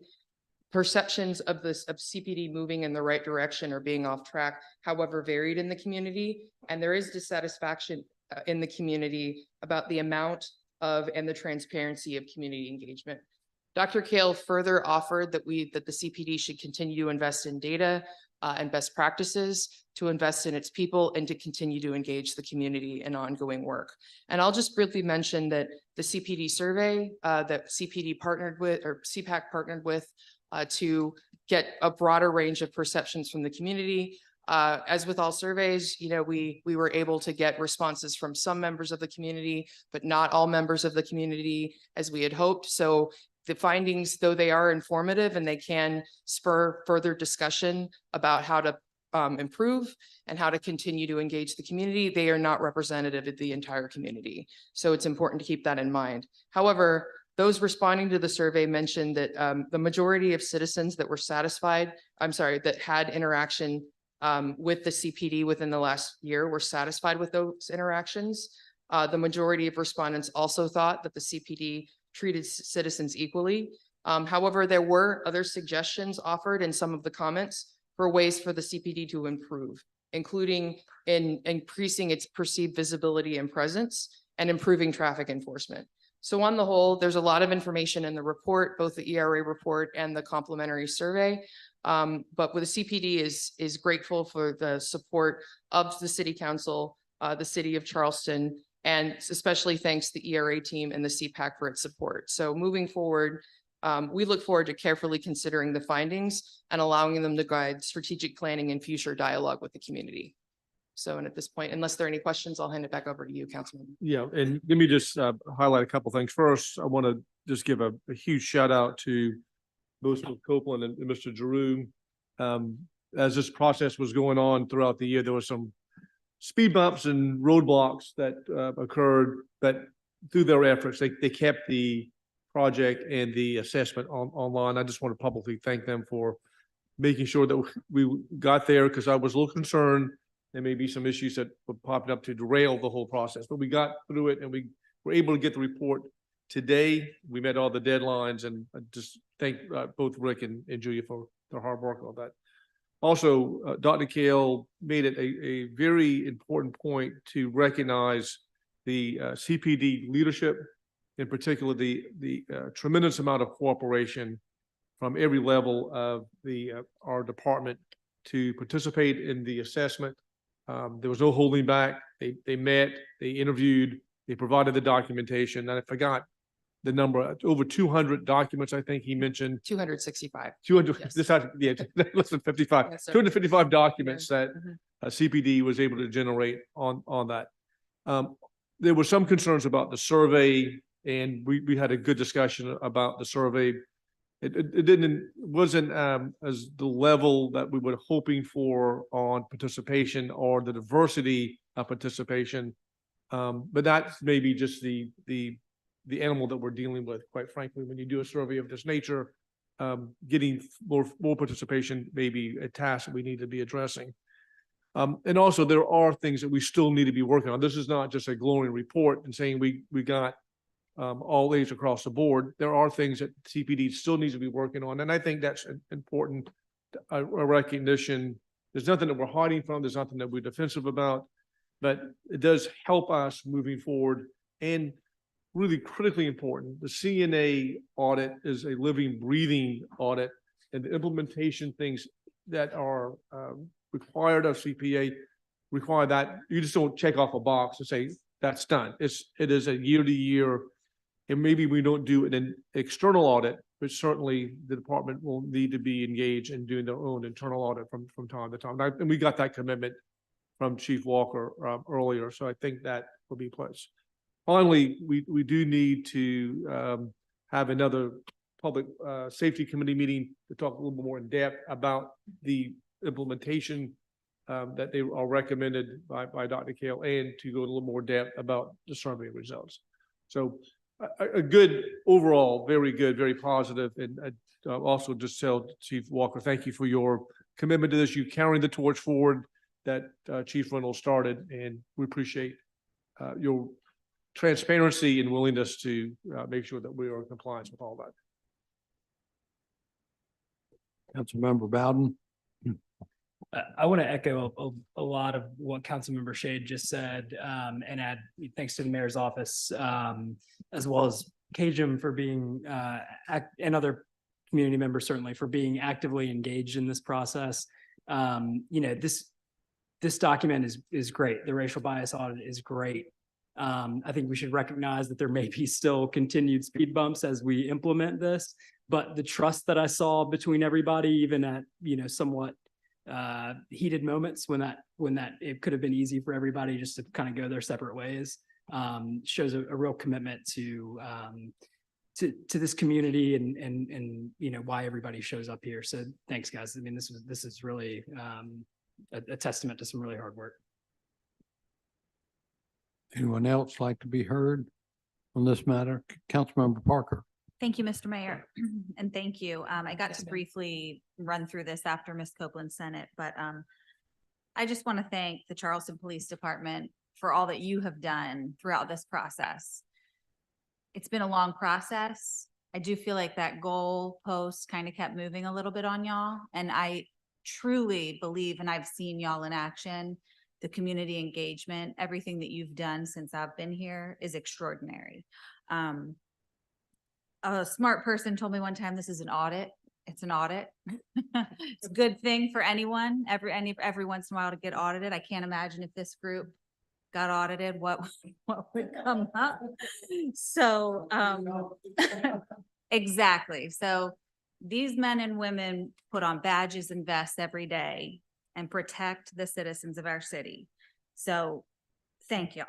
Okay. Big undertaking. I do just want to point out, because I have, in fact, participated in the police academy, the Citizen Police Academy.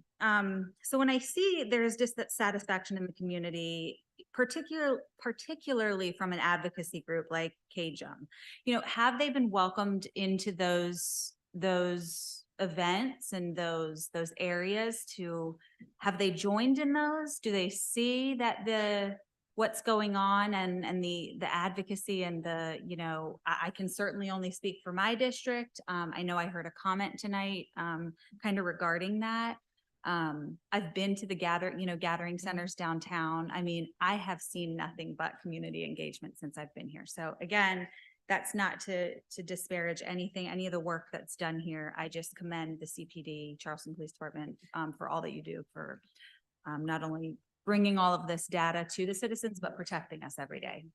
Yes, thank you, Councilmember. And I will add that the CPD does promote its Citizen Police Academy to all parties. And I've been here about a year. I do know that invitation has been extended to anyone, including members of advocacy groups that would like to learn more about the operations of the department. I'm a former graduate myself, and I couldn't agree more as a civilian that really, if people are really interested in learning about policing, and the details and the context of policing that's not quite obvious to an everyday citizen, there's not a better opportunity. And the CPD is constantly promoting that.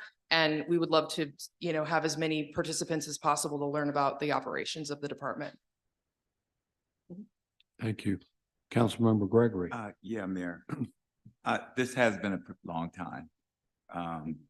And I want to really just thank you and our police department for what they've done. I think it's brave to allow folks to look inside you and make some determinations about how things can be better. And it is consistent with HARC. And we are now, Mayor, and thanks to the mayor, we're looking into our fire department. We just recently looked at some vendors to take a look at our fire department. And most people know that our fire department is basically white men. And we are going to take a look and try to find out why that is and whether or not there are things that we can do as a city to make that better. But I also think that it's something that as a city, we need to do citywide. Again, which is something that HARC talked about. HARC talked about the importance of each department having an equity plan. And if we had those equity plans in place, particularly for the fire department, we may not have to expend what we're about to spend in order to get some answers. So I'm just saying all that to say is that I think that HARC is on the right track. And as we move through our fire department, I also think there are other departments that we need to take a look at just in terms of what the general makeup of those departments are and why. Thanks, Mr. Mayor. Yes, sir. Anyone else? Any questions? I guess I'd like to just call on Chief Walker if he'd like to make any closing remarks and in response from the department about this yes, long awaited report. No, thank you so much. I just want to take this opportunity to thank the leadership because it's a marathon. It's not a sprint. And it's something that we all embrace and we look forward to the collaboration and the dialogue. Like I said, any company worth its weight in gold will assess itself. It's not isolated to public safety. We are part of that conversation and we plan on continuing to do that as part of our strategic plan moving forward. Probably end up looking like a 3 to 5 year portion. That's every time we look at our strategic plan and weaving that into the fabrics of it. It's got to be natural. This is not something that we fight. We're looking for best practices and evolve and better ourselves. So it better helps us serve the community. So, but I want to thank this body and everybody else for their patience and their help with us getting through this process, especially the team. So thank you, sir.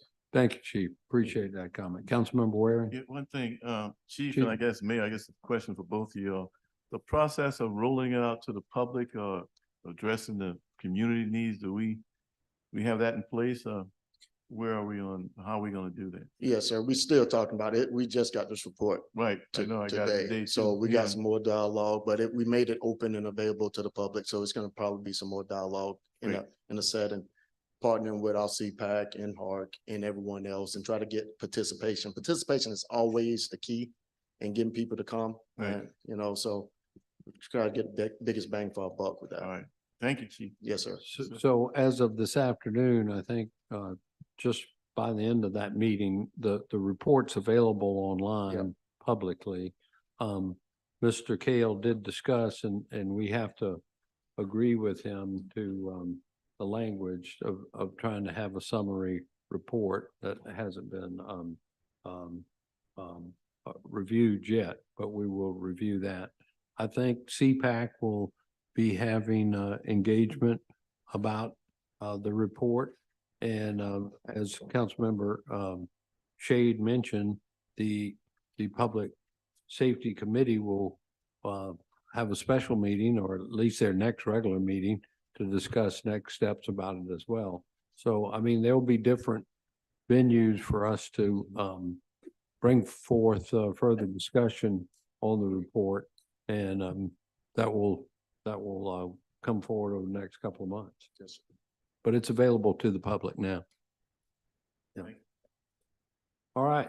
So any other comments from public safety? That's our full report, and I think we adopted and voted on the things that we needed to vote on. All right. So next up is our Committee on Ways and Means. Yeah. Move for approval as amended. As amended. Any discussion on any Ways and Means items? And Mr. Mayor, that will include the one nay vote from Councilmember Gregg on the marina item and the one recusal from Councilmember Appel. Gotcha. All in favor, please say aye. Aye. Any opposed? The ayes have it. Now items up for second 1 through reading. 12, I move for approval 1 through 12, second reading. Second. Is it 1 through 11 or 1 through 12? 11. 1 through 11. Wait a minute, Mr. Mayor. Oh, Mayor, Councilmember Shealy would like to speak. Councilmember Shealy? This is bills up for second reading we're talking about? Yeah. I can't hear. Bills up for second reading. Is that where we are now? That's what we're talking about? Yeah, yes, sir. I think we should pull number 4 out, please. Okay. Councilmember Shealy would like us to consider number 4 separately. So could we have a motion to consider items 1 through 3 and 5 through 11 together for Move for second approval. reading? All right. Any discussion on 1 through 3, 5 through 11? All in favor, please say aye. Aye. Now for third reading of 1 through 3 and 5 through 11, we have a motion and a second. Any discussion? All in favor, please say aye. Aye. Any opposed? The ayes have it. So next we have the item Number for 3. second reading, number 4. Move And for it- approval. Second. We have a motion to approve in a second.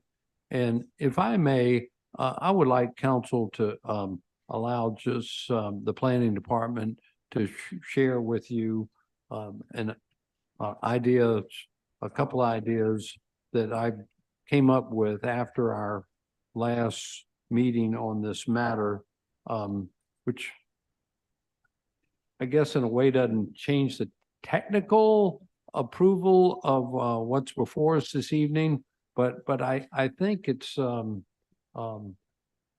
frankly a kind of middle ground of retaining in fact, a majority of the property as commercial development that would stay and benefit the tax increment finance district, but still allow some affordable housing to be developed. And remember, everyone, that even the existing PUD allowed for 40 units of residential to be developed on the site. Mr. Morgan, if you don't mind bringing up Yes, kind of sir. this latest little And land these are just use. the maps that relate to the area of the PUD that, would be affected by these changes. You all have seen these, you've seen these from the comprehensive plan, just aerial images of the site, what things are nearby, distances to the landfill. So this is the current PUD, and the area in red is the area that would be subject to these amendments. And it would still allow for commercial throughout it, even with these amendments. But obviously, if the city purchased for a portion of it to be the affordable housing would take up some of that space. So there's the traffic study, here's the PUD amendments. And then this was the amendment also to the PUD that allowed for gas stations to have an accessory use as a car wash. And then this was the earlier concept for the affordable housing on the site. And here we have, these are multifamily buildings on the left and multifamily buildings in the middle. And then there was a concept for a potential daycare commercial type use here. And then this would be retained by the owner over here in this corner. That would be the other commercial space on the site. So then we've got these just kind of color coded that shows where the commercial would be based on that plan. And just a furthering with showing the buildings and the color coding there.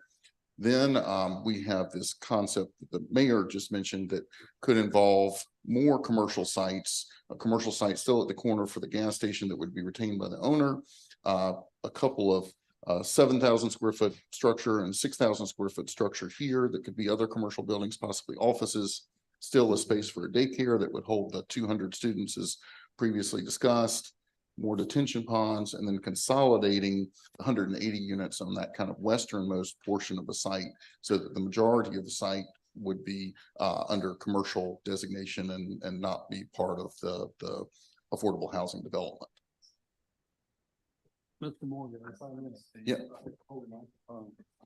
So, and go back one drawing, if you will. So what two things really occurred to me, y'all, listening to our discussion at the last meeting and really trying to take in the very valid point of trying to empower this tax increment finance district.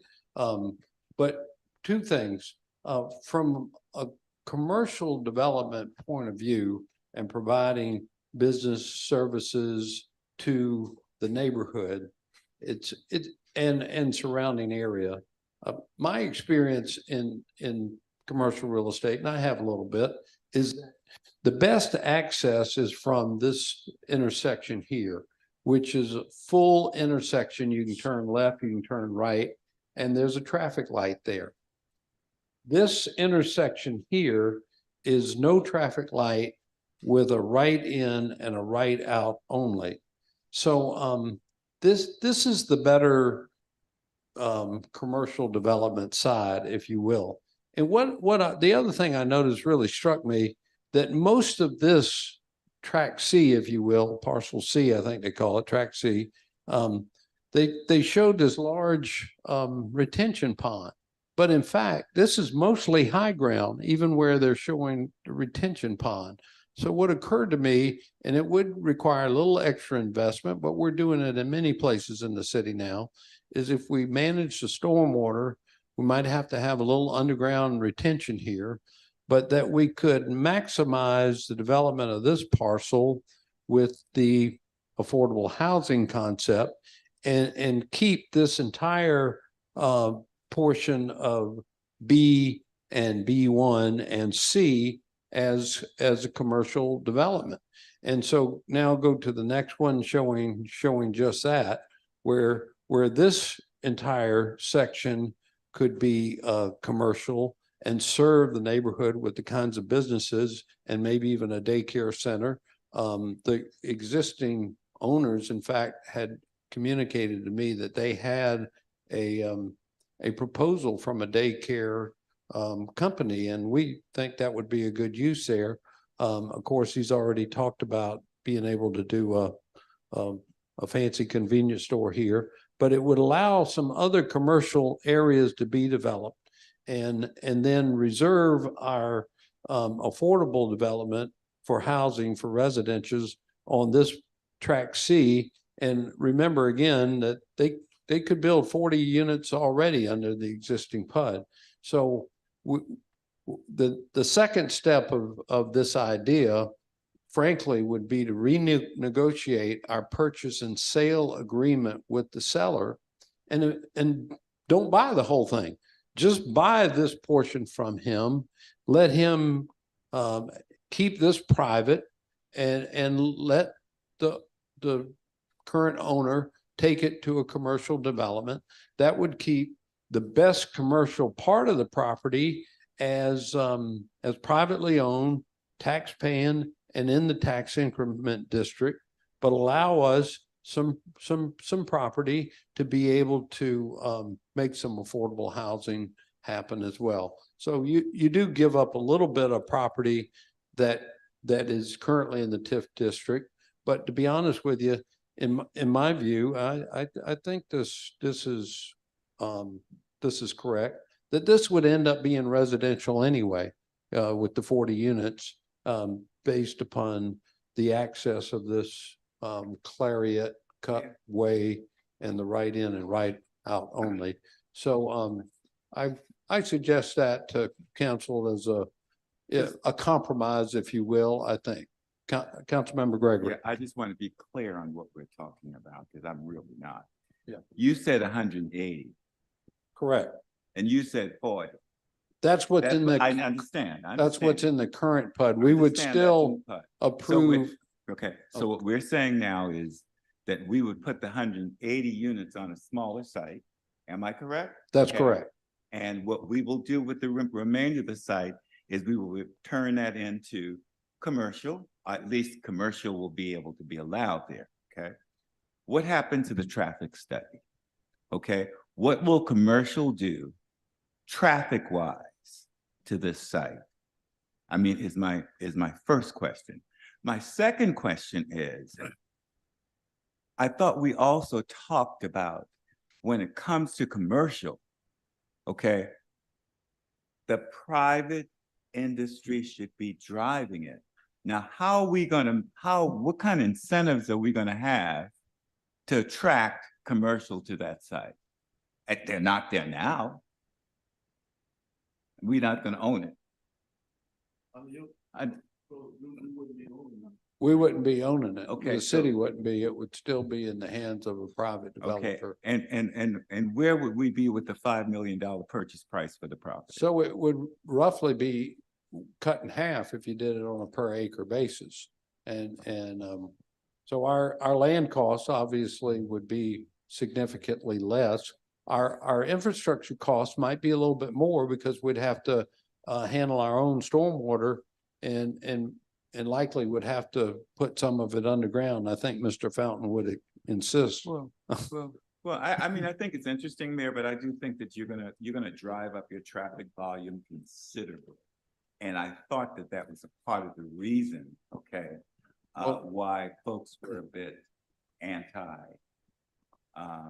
the first rendition of this. And I would argue that the first rendition, okay, would have less traffic than if we did that one. So I think Councilmember Shealy is still online and I see now his hand up, so I'll call on him. But the concept for the commercial development is to serve the neighborhoods back behind here. And so, yeah, there's traffic generated by these businesses here, but it's mostly serving people who live behind here. So rather than having to drive out Verdier and then go down somewhere else to drop off their dry cleaners or whatever service might be here, they're able to access it closer to where they live. So, I mean, from that point of view, you would argue that it net reduces traffic. Councilmember Shealy? Mr. Mayor, Councilmember Bowden, I think had his Oh, I'm hand up sorry. as well. Councilmember Shealy, I'll come right back to you. Councilmember Bowden? I was just saying, I saw some kind of rolling eyes, maybe let's say when we mentioned underground water storage, and it's, I think people's heads went to Sumar Street. And I'll tell you that actually on a site that had a Keith Waring sign in my district, right over by my house, the guy who's building that has done underground storage. Yeah, and he's you know, seems that it's a great plan. So I don't think it's like staggeringly expensive. He still seems to be you know, feel pretty good that he can make a buck in Outer West Ashley doing things that way. To be clear, I'm not proposing any underground parking. Let's be clear, right? Just underground water retention. Councilmember Shealy. Thank you, Mr. Mayor. I appreciate it. You know, on the PUD that exists today, before we make any changes on this, the name of this property is called the Commercial Village District. This was it's part along Savannah. It's part of the Verdier community. But Mr. Mayor, you're right in that the whole idea of this being the Commercial Village District was to take the people that are going to be living in Long Savannah and along Verdier and allow them to do business without getting on Bees Ferry Road. They wouldn't come from Bees Ferry Road. They'd come from those roads behind to use those businesses there. That is why it was named the Commercial Village District, was because it was to support the people that are getting ready to live in the thousands and thousands of people that are getting ready to live in Long Savannah. There, you know, I talked to the developer of the Harris Teeter, I guess a week and a half ago after this thing came out in the newspaper. And he told me, he said, man, you're right on this. He said, you know, he said, I messed up. I didn't build that Harris Teeter big enough. He said, we built the parking lot bigger than what the city of Charleston wanted us to. And the main problem with the Harris Teeter is you can't find a parking spot and those other businesses around there, because everybody in those communities around there are trying to do business. And he told me, he said, you're exactly right. You need businesses there desperately. So it's not going to increase traffic on Bees Ferry Road. It's not going to increase traffic on Glen McConnell Parkway, and it's certainly not going to increase traffic on Savannah Highway. It's going to reduce that traffic during those peak times when what we call the West Ashley Brake Parade happens at least twice a day, once going toward downtown and once when people are coming home. We have the West Ashley Brake Light Parade. These people that are going to be using these businesses are not going to be part of that. Now, we still have the issue when you have these people that are sitting in the West Ashley Brake Parade in the morning, they're seeing all of these apartments being built, thousands and thousands of apartments and homes being built. And they're saying, my God, it's taking me an hour to get to work now. What happens when all those people move into those apartments? And Mr. Mayor, we can't do anything about people that are zoned for that. The problem with this property is we've got commercial ability here, and we're going to put 180 more units on there. And we're going to tell those people, sorry, I know you're sitting there looking at all the apartments and condos being built, but you know what? The city's going to build more.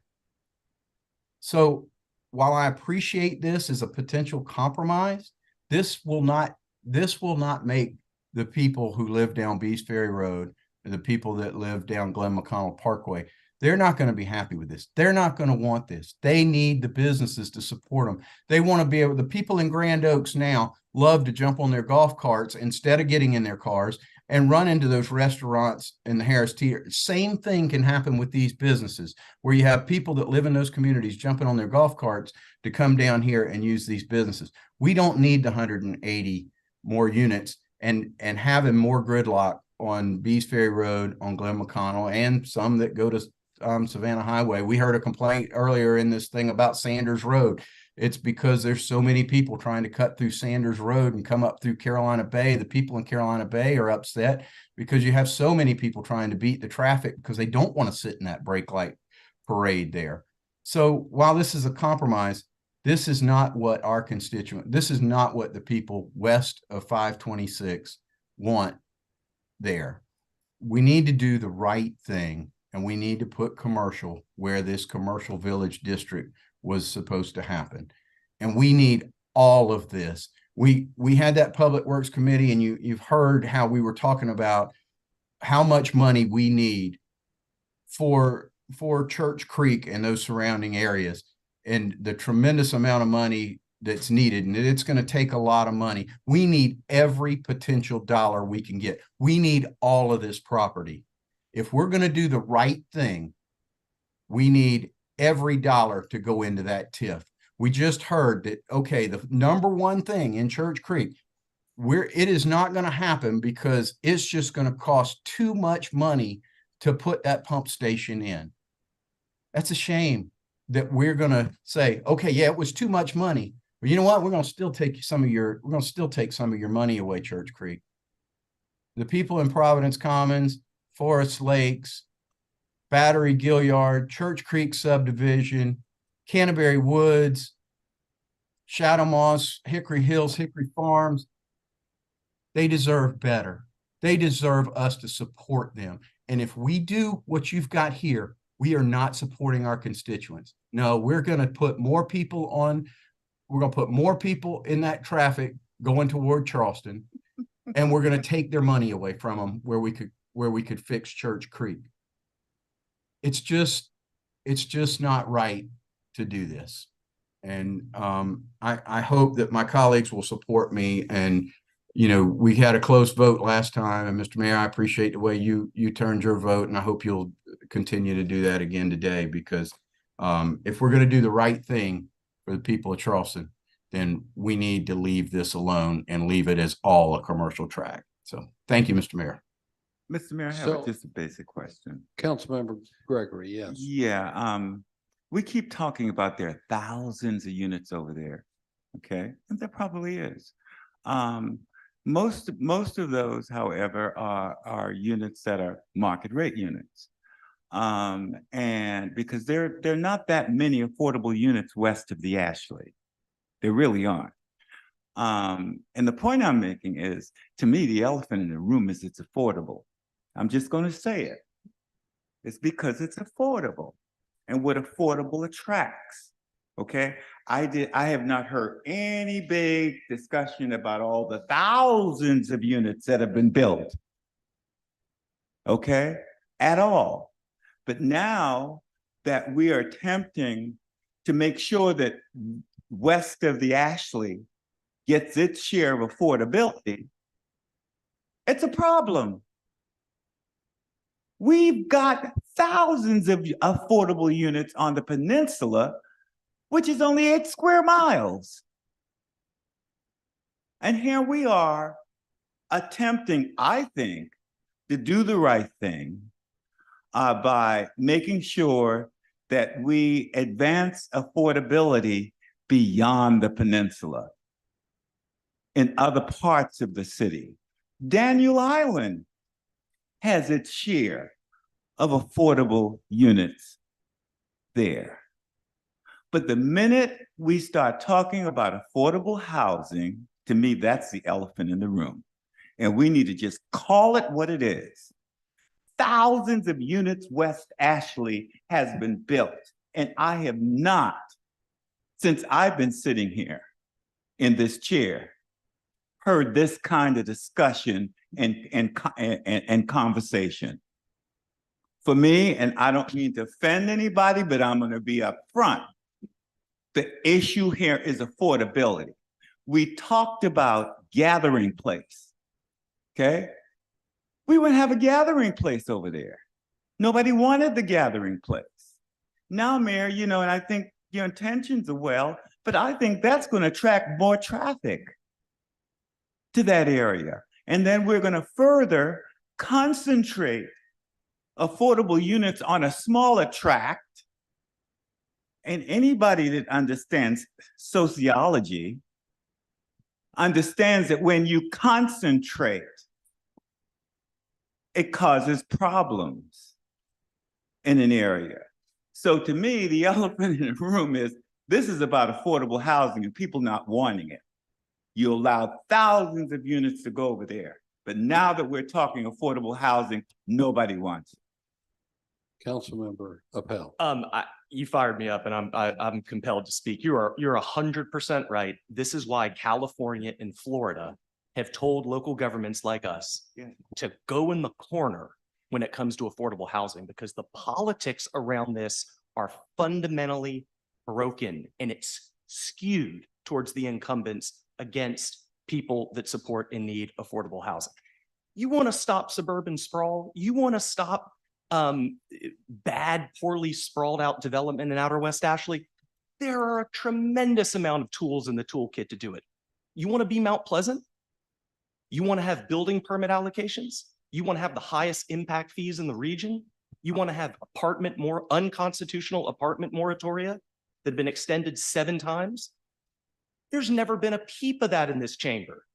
If you are truly concerned about overdevelopment and growth out in 526, zone property and apartment development and things of this, these aren't laws of nature. These are the policies we've put in place for decades. And all of a sudden, 180 affordable housing units are coming to a part of West Ashley. And there's been more discussion about this than any of these other items put together and by orders of magnitude. This is all about affordable housing. There's no other way to put it. If it wasn't, there would be some discussion about how to curb all the other growth out in Outer West Ashley. There is none. There is none. Let's call it for what it is. And then the last thing I'll say, to incorporate the TIF and the stormwater argument into this is absurd. It is a strained argument that only really materialized when the traffic pretextual justification got shut down. So if it's not traffic, it's now stormwater. If it's not stormwater, maybe there's a tree that we've got to protect. There's always a reason to say no to affordable housing. That's why California and Florida have taken the power out of our hands, out of local government's hands to do it. And South Carolina should look at it as well. Thank you. So if I could, Councilmember Shealy, most respectfully, share one other point about all this, and to council. And I mentioned a couple of times that the current PUD allows 40 units of residential development. And as you know, this property has had the zoning for a long time. If it was going to jump out of the box as a commercial village, that would have happened already. And as I explained to you, just from an access and access and having the light here, you know, this part of the property is more inclined to be developed commercial than back over here.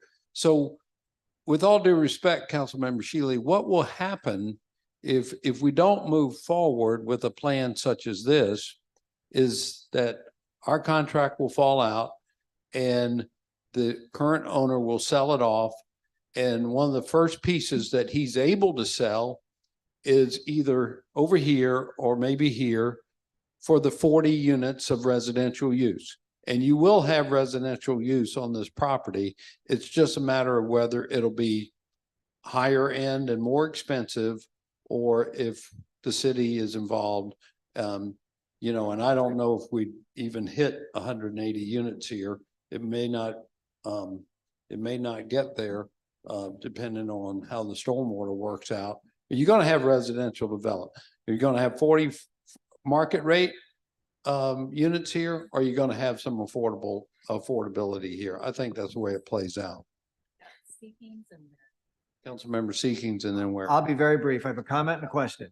My comment is, with all this and all the revisioning and all that, one of the things we talked about at the last meeting that needs to be revisioned for all of this, given what's going on out there, is there needs to be transit infrastructure. Got to be there. And I think we can work it in there. I think the owner of the property has some thoughts about that. I hope we do too. We've got to do that. My question is, given what you've just shown us and given what's going on, what are we voting on tonight? If we could understand that, that would be very helpful. Well, as far as I understand it, the way the amended PUD that's before you tonight would allow this. If we vote, yes, we can do this. We just need to come back to real estate with a revised purchase sale agreement with the seller, and we can cut down the amount of property that the city's going to buy and allow him to proceed with the new PUD, and he'd be able to commercially develop the rest of it. So just a quick follow-up. So the vote tonight is just what we voted on last time, give it second and maybe third reading to the revised PUD, and then revision the land use somewhere down the road.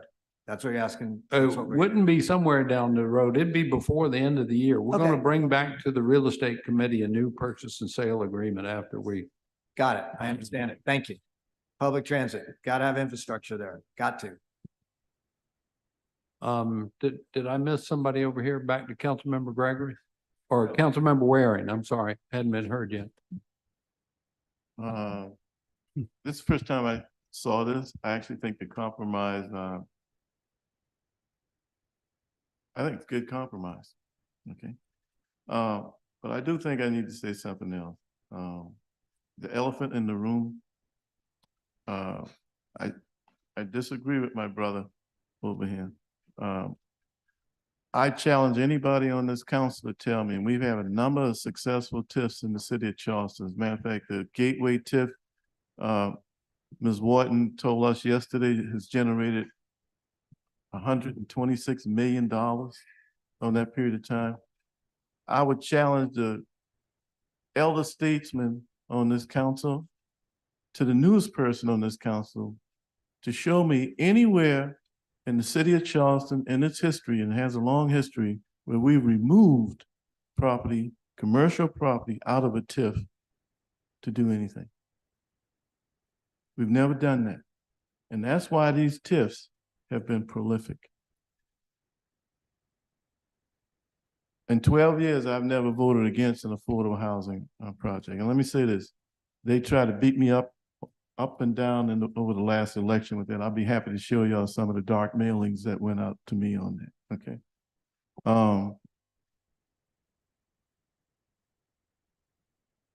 The compromise for housing, the mayor's right. If you got 40, you can do 40, a little bit more. But the commercialization needs to stay. The commercialization needs, because right now, all we're saying is a back of a property and not seeing what's to come. Long Savannah is going to be almost as large as Daniel Island. And to say that commercialization won't work here, to say that it hadn't worked yet, well, the West Ashley Circle, I could tell you, I remember when nothing was in. If you build it, the people will come. Now, I don't know how many people Long Savannah is going to hold, but at one time, they said it was going to be 4,000 to 5,000 people once built up. These people don't know what's about to hit them when it comes to that traffic out there. That said, I've lived West Ashley all my life. One of the problems the way West Ashley was laid out is everything was separated. You had subdivisions over here, you had workspace and office over here, and you had restaurants and everything. I admire the way these people can walk to a restaurant. As a matter of fact, there was a time when most people in City Hall walked to City Hall. Now they get in the golf cart and do it. I love that. The subdivision I'm in, man, I gotta go across Sam Rittenberg and Risk Life and Limb to get to the rest. It's true. It's true. Because I live, down in a residential area.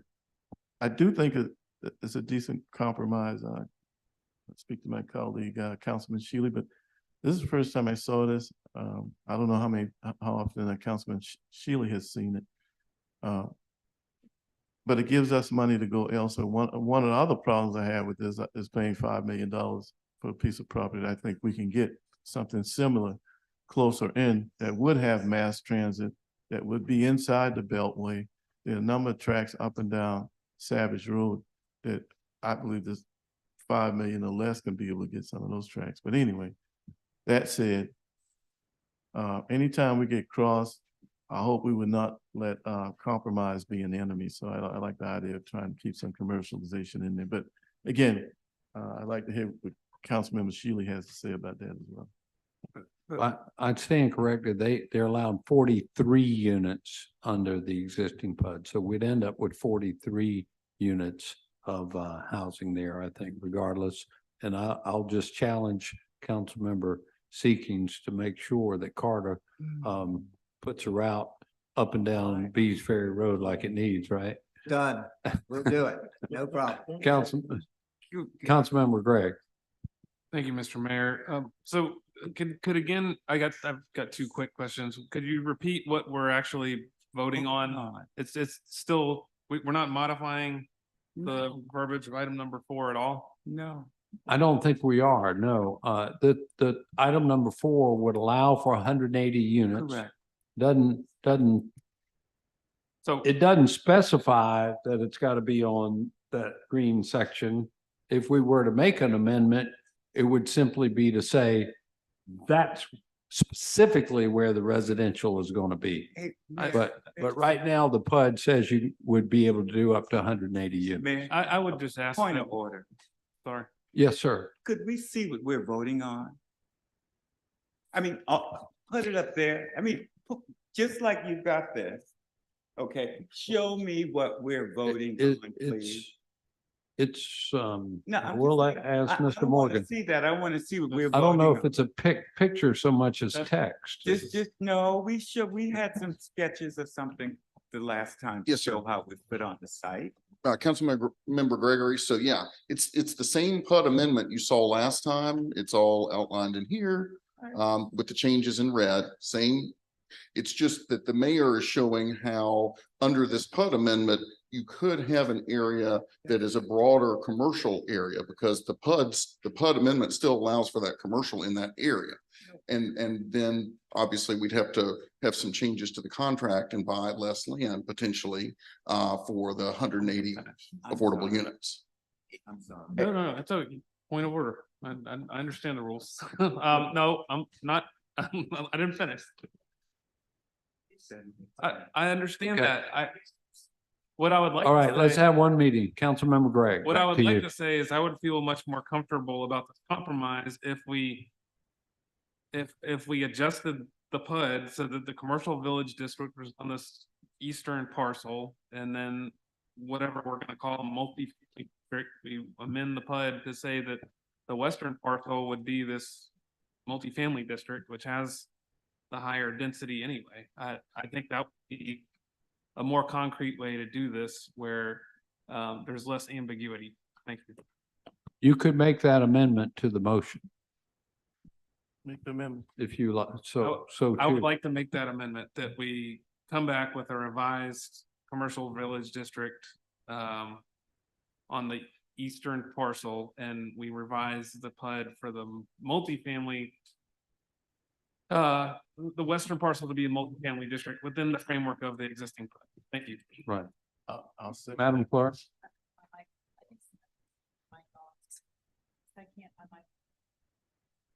So this is up for a second Reading. re- so I think if it comes back, so I think, were you asking when it comes back to amend it? Because this is up for a second reading tonight. Oh, we can do that tonight, yes. I think if you were asking to hold the third reading, if you would amend it then, I think it would have to be a unanimous vote. But you're asking to amend it tonight, okay? Do we have a second? I gave you a second. All right. Councilmember Bowden. So there's already a motion on the floor that was made by Councilmember Mitchell and Councilmember Gregory to approve the item. Right. So if Councilmembers Mitchell and Gregory don't accept the amendment, then we need to vote on that, and Councilmember Gregg's amendment.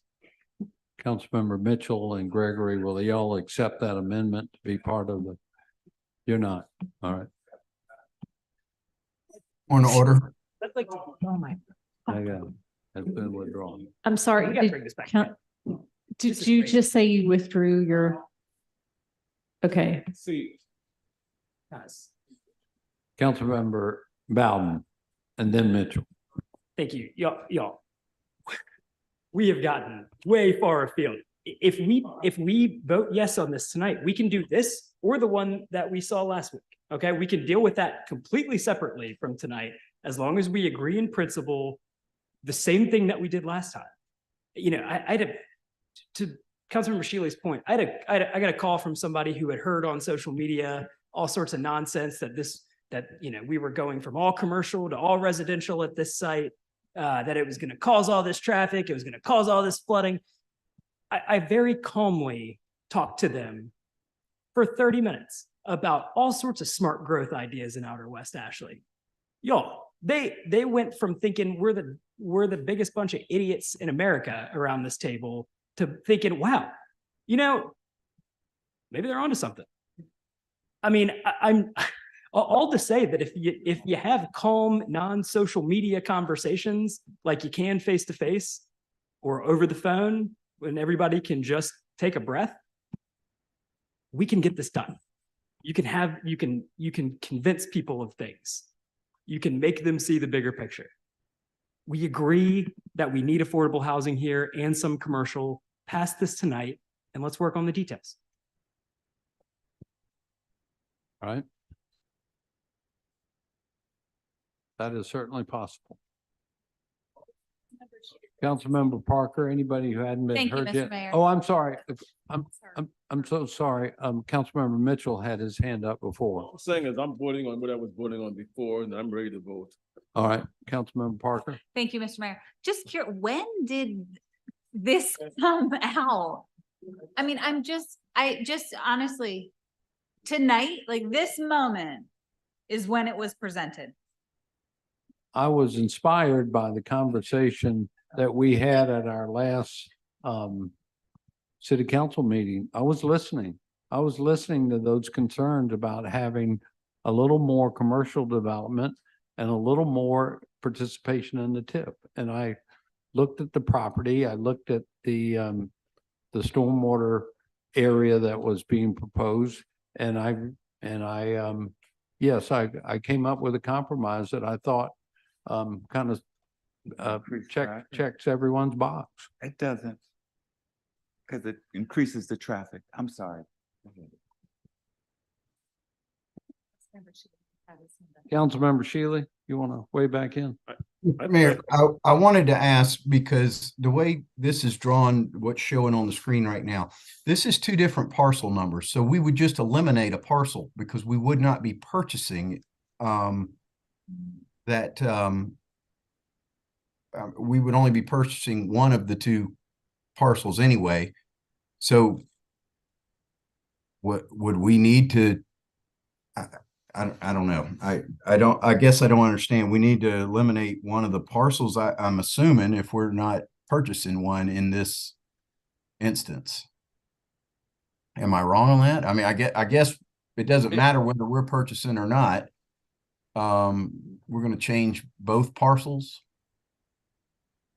Well, it's a PUD that includes both parcels, and what it changes, you can build commercial on it already. It does, maybe you could address that better than I, Mr. Morgan. Yes, sir, Mr. Mayor, and Mr. Shealy, I hope you can see this on your screen, but this is from the current PUD. So this area in red is the area that we're dealing with. Okay, so the amendment is applying to this area in red. And as you stated earlier, the commercial village area, or the mixed commercial village area. Which allows 43 units. Correct. It currently allows, it has those units remaining, and it allows like 150 or so thousand square feet of commercial whatever. And that still is allowed with these amendments. It's just that it would also allow 180 residential units, that then the city would be buying the land for those 180 affordable residential units. Okay. All right. So that makes sense. I appreciate that. Thank you. And just to answer some questions about guys, I hope that I hope that you'll take me up on this and that you'll come look at this at 7:30 in the morning or 8 o'clock and understand this has nothing to do with affordable housing. This has to do, and Councilman Gregory, you're probably right. I have probably done a horrible job of trying to fight, but when I know something's zoned a certain way, I don't know that I can fight it. And tell me, maybe you can teach me how to fight something if somebody's zoned and has the rights to build apartments.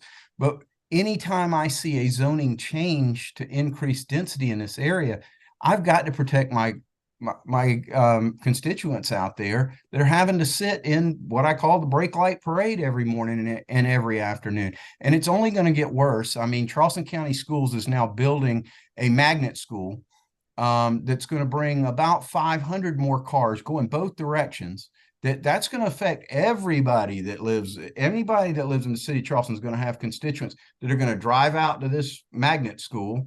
I'm drawing a blank on the name of it right now, but it's on Wapu Road right now at Old St. Andrews High School. Well, they're going to move this right across the street from this, but it already affects everybody West Ashley because you've got the largest middle school in the city of Charleston, and you've got the largest high school, and those people are coming from all over the place. And then you've got a magnet school in Springfield that's adding to this. You've got people that are driving out to Drayton Hall Elementary School up 61 that are all adding to this traffic. By the way, the new magnet school will not have any buses. It's the most ridiculous thing I've ever heard of, is putting if you had a school that was going to support the community, it would be the perfect place for it. But we have not done a smart job. We are ruining outer West Ashley, and it doesn't have anything to do with affordable housing. It has to do with being able to get to work being able to get up the road and go do things.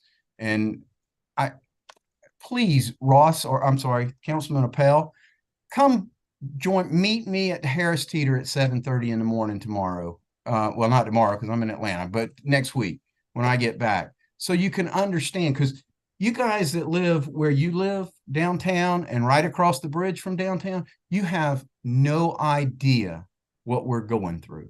It is absolutely horrible to drive up and down those roads and try to get anywhere in outer West Ashley. And it's got nothing to do with affordability. And I hope that we can get the Carter routes out there, but with this plan, we just moved it further because it was a mile from Verdier Road to the nearest Carter stop. So guys, I mean, I hope y'all will just sympathize with me. You know, if you don't understand what I'm doing, please, y'all come meet me in the morning, or come meet me in the evening, meet me at my office and ride with me to my house, or ride with me further down, because I don't live all the way, but I certainly have to sit in it, and my constituents do. It's what we're doing is not fair to our constituency, the people that live in outer West Ashley. Thank you, Mr. Mayor. Thank you. Councilmember Mitchell.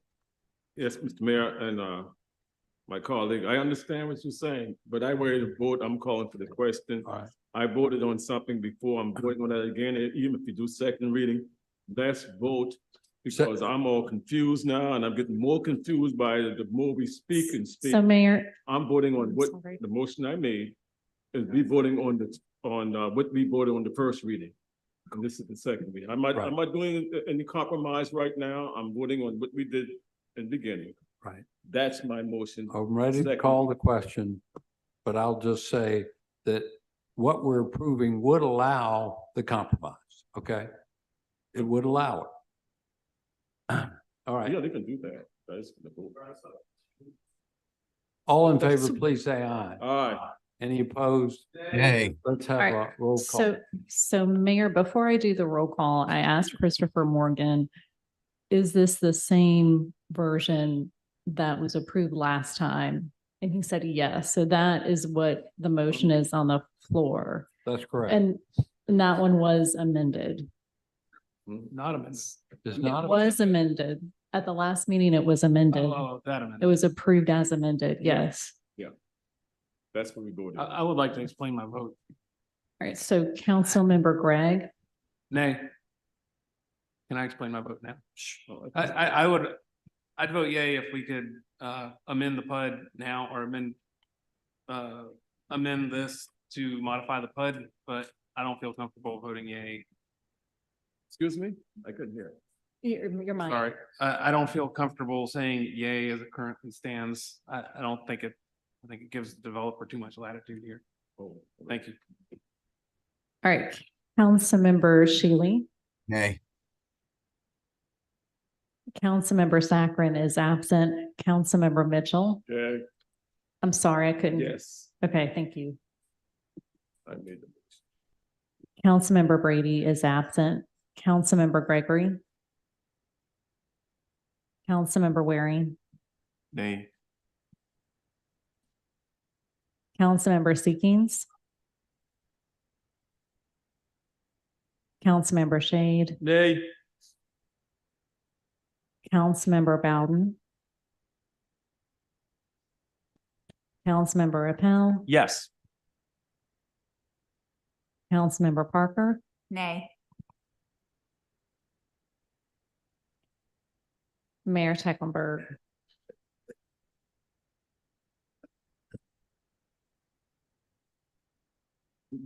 Based upon the fact that the compromise is allowable under the PUD, I'm going to vote yes. Okay, the motion carries.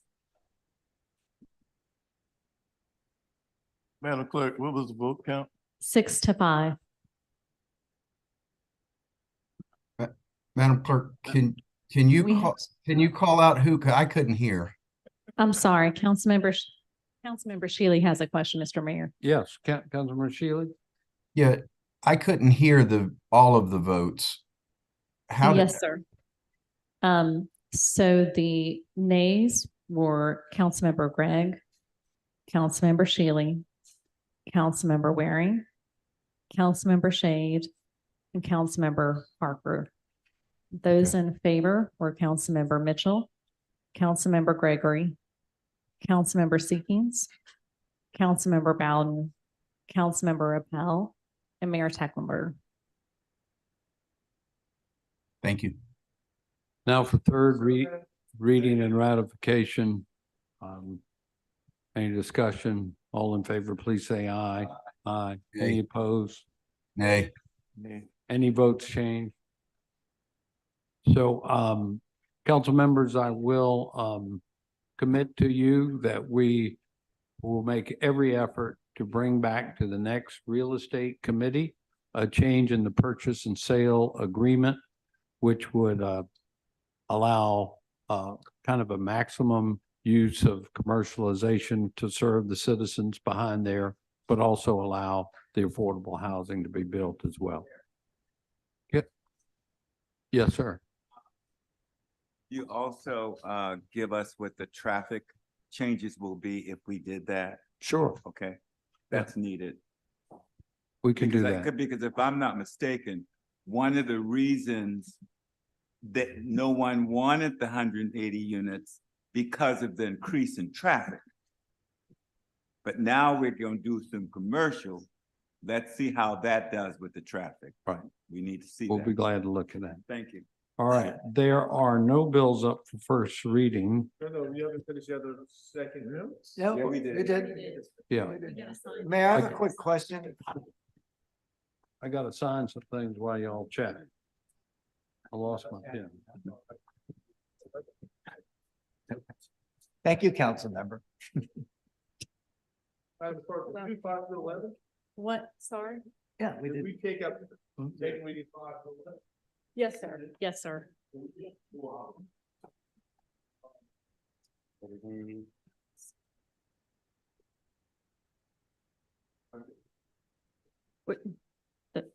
The mayor's just signing the ordinances. He has to sign the ordinances in session.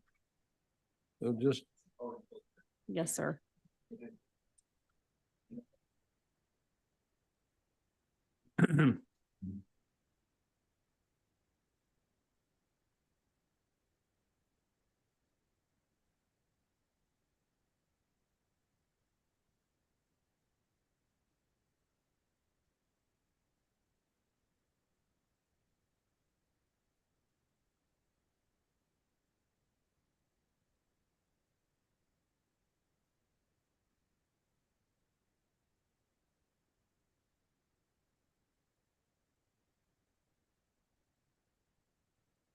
all right, any further business come I just have before? a very quick question. You put on our table, on our desks, some Yes, sir. potential appointments to different boards and commissions.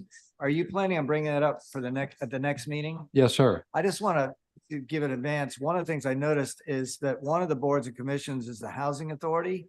And those appointments, y'all, are for 4 years. So when we take up our rules committee, that seems like a long time to me. And I think that we ought to think about the period of these appointments. 4 years is a long time. And that might be something to go to our rules committee. So, That might be prescribed by the housing authority, not by us. I well, could be wrong. we have our own, I mean, we can appoint people for whatever terms we want under our own rules, right? I don't think we're beholden to the housing authority to tell us how long our appointments are for. Anyway, it's the end of the night. We can take that up. I just want to give you a heads up that that's on my mind. Okay. Madam Clerk, all right. There be no further business. We stand adjourned. Thank you.